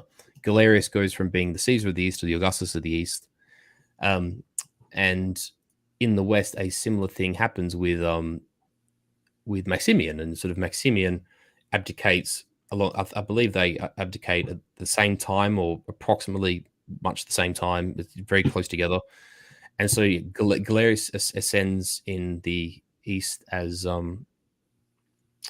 Augustus, and and then when Maximian makes way, Constantius becomes the emperor of the Augustus in the West. And it's around this time, I believe it's actually maybe before, it's either just before Diocletian abdicates or just when Galerius becomes Augustus. I can't remember. But there's a fantastic tale, and I can't remember if it's Lactantius. No, it might be Agathias. I can't remember which writer talks about it, but they basically say that, like, in the night, in the dark of night. Actually, I think it was Galerius, because Galerius used to sort of eat late at night and then sort of like enter a slumber and be like unwakeable. So Constantine sort of like scoots out in the palace, goes to the stables on the proviso that he's preparing his war horse for campaign, because he was actually about to go on campaign. But instead, he bribes like a couple of stable hands and like the officer of the watch, and he literally like bolts out of the imperial stables in Nicomedia, which, don't forget, is on the Asian side of the Bosphorus. Like, it's in Anatolia, so he actually has to ride to the coast, get across into Europe, and because the Roman postal system was still kind of intact at this point, or the messaging service was still intact. So sort of every 50 miles or 100 miles, basically, there was an imperial service where imperial letters could be sent along, and he basically used his authority, as firstly the son of an Augustus, and two as a general in the Eastern Army, and he was keeping ahead of Galerius's messengers and would ride from post to post, taking fresh horses and provisions. He essentially rode, I believe the sources say, for like 2 or 3 days before he even had a rest. And he just kept riding, and he rode all the way west from Anatolia, almost modern day Istanbul, all the way to, he gets to Gaul, but his father's not even in Gaul. So to actually keep ahead of Galerius's agents, he rides all the way to the Channel coast. He gets onto a ship, crosses into Britannia, because his father's actually in Boracum, which is modern day York, because he's about to campaign against the Picts, who are the predecessors to the Scots. And he makes it to York, and he gets to York, but his father, the reigning Augustus, their union is so brief that I think he's barely there a month or like a couple of weeks, and Constantius Chlorus dies. So what then sends the tetrarchy into a bit of a spiral is that Constantius's own troops pronounce Constantine as the new emperor in the West, not the man ruling in Milan, because it's meant to go like Caesar Augustus. It's meant to be like a linear thing, but Constantius's troops pronounce Constantine as emperor, and so that already starts to make the system sort of fall off the wheels, so to speak. Now, what was the motive of the army doing this? Well, Constantine already had a fierce reputation in battle as a competent and brave leader and a conscientious leader as well. Also, Constantius, probably of Diocletian's subordinates, was the most popular amongst the army. He built a very successful career fighting against Persians and Goths and Germanic tribes. He had been a companion of Aurelian. He was a companion of Diocletian. He was very much held in the highest of esteem. And so his son, being cut from a very similar cloth and having a reputation to go along with it, like it wasn't just, oh, well, he's the son of X, therefore he's good. As you know, he was the son of Constantius and was as good as his father, and proved his military worth at a very young age. And his troops had absolutely no qualm, I suppose, to pronouncing him emperor. And so they did. Yeah, and it seems like it's sort of foreshadowing a little bit the chivalry that will eventually come many centuries later. That's quite. I think that's quite a good point. And also like this idea that at this point the Roman army has gone through, because I mean this is a military stream, so I don't want to get bogged into details. That's, if you want that, go to Apostolic channel. We talk about that stuff more extensively. But at this point, you've had the Roman army's changed quite in terms of its dynamics, and at this point you have sort of a balance between infantry capabilities and cavalry capabilities, and because units tend to fight not in like a big massive army like you sort of imagine, like those ancient battles like the Greeks fighting the Macedonians, or the Romans fighting the Macedonians, or the Romans fighting the civil wars against each other, or fighting the Gauls or the Carthaginians, and you have 80,000 100,000 men on each side or whatever. Roman contingents are sort of more smaller. They fight more of these limited battles against like Germans and Goths. At most you've got 25,000 men aside, maybe 15,000 men aside, 12,000 men aside. And so individual leadership of units becomes more important. And so you have like the rise of what we might call like a captain, or, to use modern parlance, like a lieutenant or a major, like, NCOs, I suppose. And these become almost like the predecessors of, you might say, knights in a sense. And the knights rally the troops. They, have that command of a certain number of troops, or a certain, like a unit of infantry or cavalry or whatever. And they become the confidant of their commanders. In the same way you imagine, like, the barons and the earls around the king, like at Agincourt or Cressy or something, and they sort of fulfill a similar role, and they're sort of like the proto knights of their time in a sense. And because they have such a large influence on the army, and their troops really very much follow them, with considerable fealty. Basically, what the captains decide, the troops follow suit. And then it so happens that Constantine also has a reputation as a fantastic leader, as a brave leader. Possesses these martial virtues that are admirable to a soldier, a common soldier. He's not just some aristocratic huffpuff that blew in or bought the throne, or is some fat governor, that strolled in, on the back of a litter. Constantine is like his father, a soldier leader, and his men are very much inspired by that. Yeah, and so take us through to Constantine's becoming sole emperor. How does that happen? I do apologize because my notes, I didn't quite have a chance to quite complete my notes, but in essence, what happens is you have the raising in the West, because you've had this very rapid transformation, the tetrarchy. You've had the abdication of Diocletian and Maximian. Constantius Chlorus becomes Augustus, but he dies, of natural causes quite early in the piece.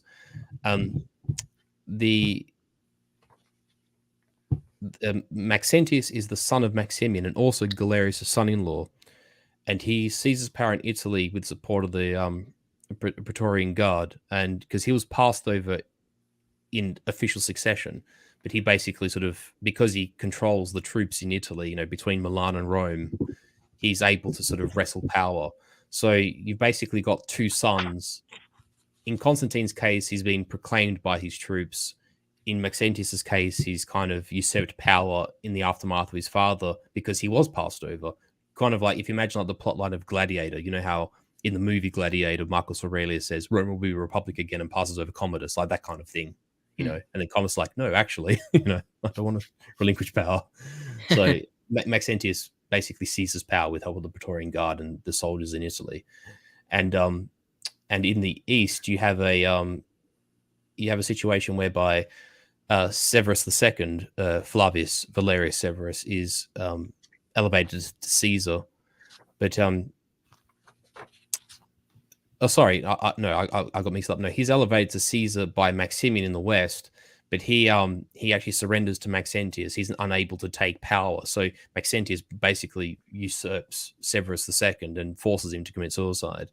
And then in the east, Galerius is obviously Augustus, and he elevates a what is, for all intents and purposes, a pretty talented military governor in a man by the name of Licinius, Valerius Licinus. And he is Galerius' deputy, and he serves quite faithfully in that position. So since your notes, you didn't finish your Mhm. notes. Do you want me to just read a little bit and then you can fill in the gaps if they're necessary? I'm happy to go back and forth. So if you've got if you got an excerpt there, man, go right ahead. Yeah, I've got just some from the book I'm reading, Mhm. or I've been reading, and just you can fill in the gaps Sure. Go ahead. afterwards. Constantine was very friendly disposed towards the Christians, but in the east the persecution raged with great severity than before until the death of Galerius in 311. Before his death, which was brought on by a dreadful and protracted disease, Galerius issued a decree in which he acknowledged the total failure of his policy of persecution and granted the Christians the free exercise of their religion if he did not otherwise break the laws and would pray for the emperor and the empire. Um, the long struggle between Christianity and paganism was decided in the year 312 before the walls of Rome.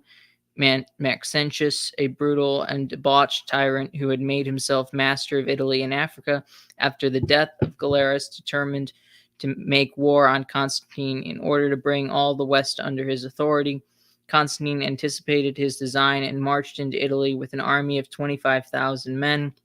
When he was approaching Rome, he saw, as he later assured his biographer Eusebius under oath, about midday, a cross of light in the heavens, across which was woven the words "In hoc signa vincits," in this sign thou shalt conquer. The following night, Christ appeared to him in a dream and told him to adopt the cross as a standard instead of the Roman eagle. Thereupon, he ordered the monogram of the Cairo to be painted on the shields of his soldiers and a standard made after the pattern of the cross, which he had seen to be borne before him. On the Since Eusebius, in his church history, which he wrote in 314 to 315, does not mention the appearance of the cross, some historians have declared the vision of the cross to be legendary and the dream alone historical. Confident of the divine aid, Constantine awaited the attack of the enemy. Maxentius had caused the Sibylline books to be consulted, and the ambiguous answer had been seen: the foe of Rome shall perish miserably. Thus blinded, he crossed the Tiber of the Milvian bridge north of Rome and risked a decisive battle. After a severe struggle, his army fled in wild disorder. Thousands perished in the waters of the Tiber, among them Maxentius himself. Yeah. Yeah, that's all fairly accurate. Yeah, the Latin inscription in hoc signo vinces, yeah, in the sign conquer. And there's a Greek transliteration of it, but I can never remember what it is in Greek, so I have to apologize to my Greek bros there. I never remember the Greek translation of it. Um, but yeah, just something I wanted to mention on Maxentius just quickly. Yeah. So um, whilst you had this slightly more, or rather more, friendly interaction with Christianity in the western half of the empire, because even sort of Maxentius doesn't, to my knowledge, doesn't really go after the Christians so much, and obviously Constantine is favorable towards them. Um, the there's a last final spout of very severe persecutions that take place under Galerius, and also by Licinius, who's a sort of a, and again, it's sort of hard to know whether it's the Christian sources being biased or whether it's actually true, whether Licinius went on with it or whether he encouraged it or whatever. We do know that Galerius himself was an instigator, but even when he was the Caesar to the Augustus Diocletian, Galerius was very much an anti-Christian agitator. Like the sources are very clear in that. There's no ambiguity there at all. But you know, Constantine's victory at Milvian Bridge is actually quite fantastic. He actually fights that battle outnumbered because he has to keep troops back in Gaul. So he sort of has one hand tied behind his back, but his men fight with his phenomenous valor. And it's also too a reflection of the fact that, you know, his father was a soldier emperor, and a very capable one, probably, you know, next to Diocletian, the most able of that cohort that fought alongside Aurelian and Probus. And so, you know, I think there was a degree that the army was probably better trained and better disciplined. And, you know, to what degree was the vision and the standard an inspiration to them? I mean, there's countless battles through history where there's been a religious motivation that has propelled a force onto victory. You know, Christian armies have done it, Muslim armies have done it. There's several examples through, you know, this period of history and onwards where that's exhibited in battle to dramatic effect. And you know, if anyone's particularly keen, if you happen to travel to Italy, you can still go to the Milvian Bridge. The Milvian Bridge is still there. It just happens to be the site of a very calamitous battle. You know, from Maxentius's perspective, a lot of the sources say that the battle wasn't drawn out. It wasn't exactly brief, but it was extremely bloody, and the forces of Maxentius took flight. And yeah, like your account says, that many drowned in the Tiber, including Maxentius himself. And it's interesting that the Sibylline books reference the enemy of Rome should lose and should die. Little did he probably realize it'd be him. You know, history has all these interesting quirks where, it's kind of like, but like the Gordian knot, like the man who conquers here should be the man who undoes the Gordian knot, and just Alexander just cuts it. Yeah. There's several of these kind of prophecies that exist in history that are quite funny and interesting when you sort of look at them in retrospect. Yeah, you'll always be surprised about what prophecy means when it's actually fulfilled. Or another interesting one. Sorry, I don't mean to diverge the stream, but like a really interesting one actually is the if you're familiar with like ancient Greek history, there's two that come out of the oracle, and one is that I think when they fight the Persians, the whole 300 Spartans thing is like, Sparta shall lose a king, but it shall survive.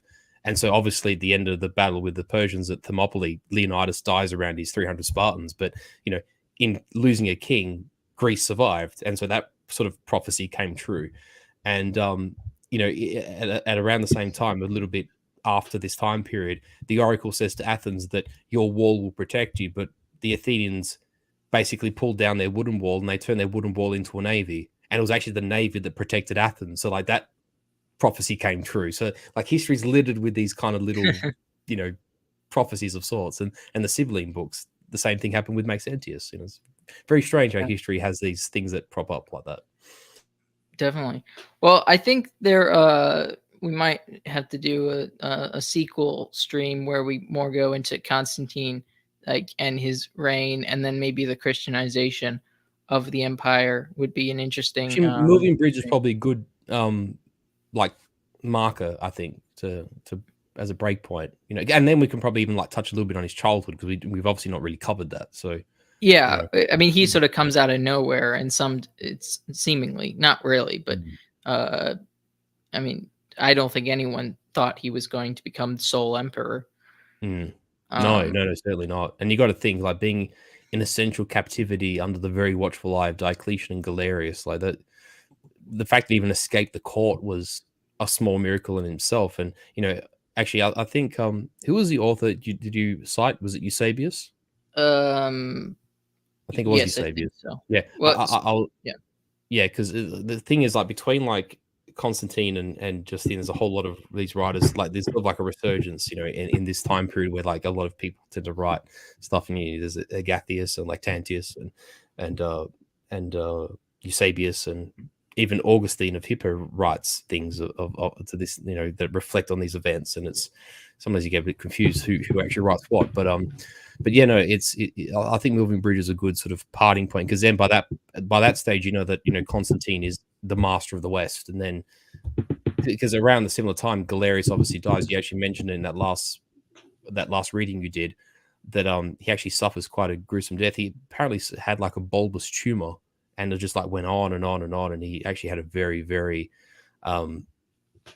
what by all accounts one would call a pretty horrific death. You got to think without modern medicine as well, like what that would have been like back then. Hmm. It wouldn't have been pleasant, that's for sure. Well, his admitting to failure is interesting too. For failure on the behalf of Galerius. Didn't Galer? I thought I read that Galerius failed in his like the Oh persecutions yeah, were. no, that's what I was asking. Yeah, absolutely, yeah, because obviously the persecutions weren't successful in the end, were they? No, they were not. Complete Mm. opposites. Mm. That's where the blood of the martyrs, the seed of the Mm. church, comes from. So, Can I just answer a quick question by Caravaggio here? Because he well, just asked first, me. Oh, sorry. Yeah. well, can we get to something first? Yeah. No. I Sure. just Sure. want to Sure. wrap up. Your stream, man. So we can, and then we'll get to some comments. Yeah. Sure. Yeah, no, I just want to wrap things up. So Of we'll course. we'll possibly continue this. I think there was a lot more that even I did not see us going into. So it's a lot longer than I thought it would be, but it was Indeed. a lot of fun.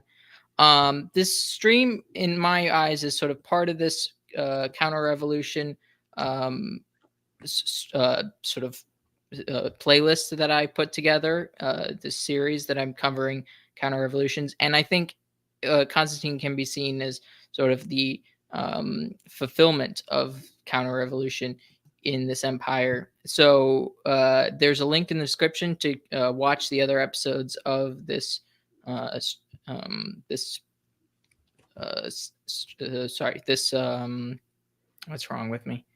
The series, yeah, series. I couldn't remember the word series. This series will continue in going forward. Probably every couple of weeks, I'll add an addition to this series, and hopefully, Furious will be back for another episode one day. And then, yeah, and then I have links to the other shows or other YouTubers that Furious has appeared on their channel. So Apostolic Majesty, Arn McIntyre, that sort of thing. So you can find that Yeah. there also in the description. Yeah. Wonderful. Yeah, thank you, Furious, for coming on to discussing this. Can we answer Caravaggio's question very briefly? Well, first, Oh, sorry. You're still finishing. Sorry. I want to get to Darth Yes. Kilhoun. Are you familiar with this? In getting, I have seen this, but you might say I just have a cursory knowledge of the Talmud. I don't actually possess a copy, nor have I read it, but I've actually seen this come up time and again. And this does, I have to say, offer credence to the notion that Claudius gave a relatively light hand to the Christians and carried through with Jewish persecution, and then Nero flipped on it. And actually, I had a friend of mine send me that excerpt of that issue in Rome. Actually, can I just read it, because it actually does justify the measures by the emperor in Rome. It's only like Fulvia, a Roman lady of high station, converted to Judaism through the teachings of a Jew who had sought refuge in Rome to escape punishment in his homeland. This impostor, together with 3 other accomplices, persuaded her to contribute purple and gold for the temple at Jerusalem, which contributions they kept for themselves. The discovery of this fraud by the emperor Tiberius, it was Tiberius, not Claudius, through his friend Saturninus, Fulvia's husband, caused the banishment of Jews from the city of Rome itself. And that measure, I believe, was maintained and tightened under Claudius. And that is the policy that Nero reversed, to my knowledge. Gotcha. So for anybody who's not watching, it says Darth Calhoun put in that in Gittin 56a in the Talmud, Nero converted to Judaism. So that's we're not really sure necessarily if that actually happened, but it's furthering the idea that he was pro-Judaism and anti-Christian. Caravaggio is lamenting that that we have had 20 stupid Marvel movies instead of 20 movies about Rome. I also weep. Yep, I thought. And then Caravaggio also said, or question, would these companies have been in the referring to sort of Constantine's armies, I think, would these companies have been regional in nature, something akin to regional focused regiments of the British Army? So that's the question I was going to answer, just because I saw it pop up in the chat. But okay, the answer is no, Caravaggio. You still have, in essence, a legion system which is still intact, but something which occurs, and you probably sort of see it even prior to Aurelian, but it really starts to happen under Aurelian and accelerates throughout the period of the tetrarchy, where sort of legions are kind of, when I say pulled apart, not in a unpleasant or haphazard way, but legions are sort of divided up into units, what we end up calling vexellationes. So you can imagine like a number of cohorts are sort of stitched together into subunits, and it's these vexellationes that are dispatched to either a portion of the front to protect the frontier, or serve as sort of contingents that then make up a field army. And these units are sort of smaller. They're less. They cause less strain on logistics. They're more maneuverable. They're faster moving. They sort of they impose less stress on the sort of logistics and supply system. And because they're more thinly spread out, they can more rapidly and easily deal with a localized incident of any kind. And the other aspect to this is that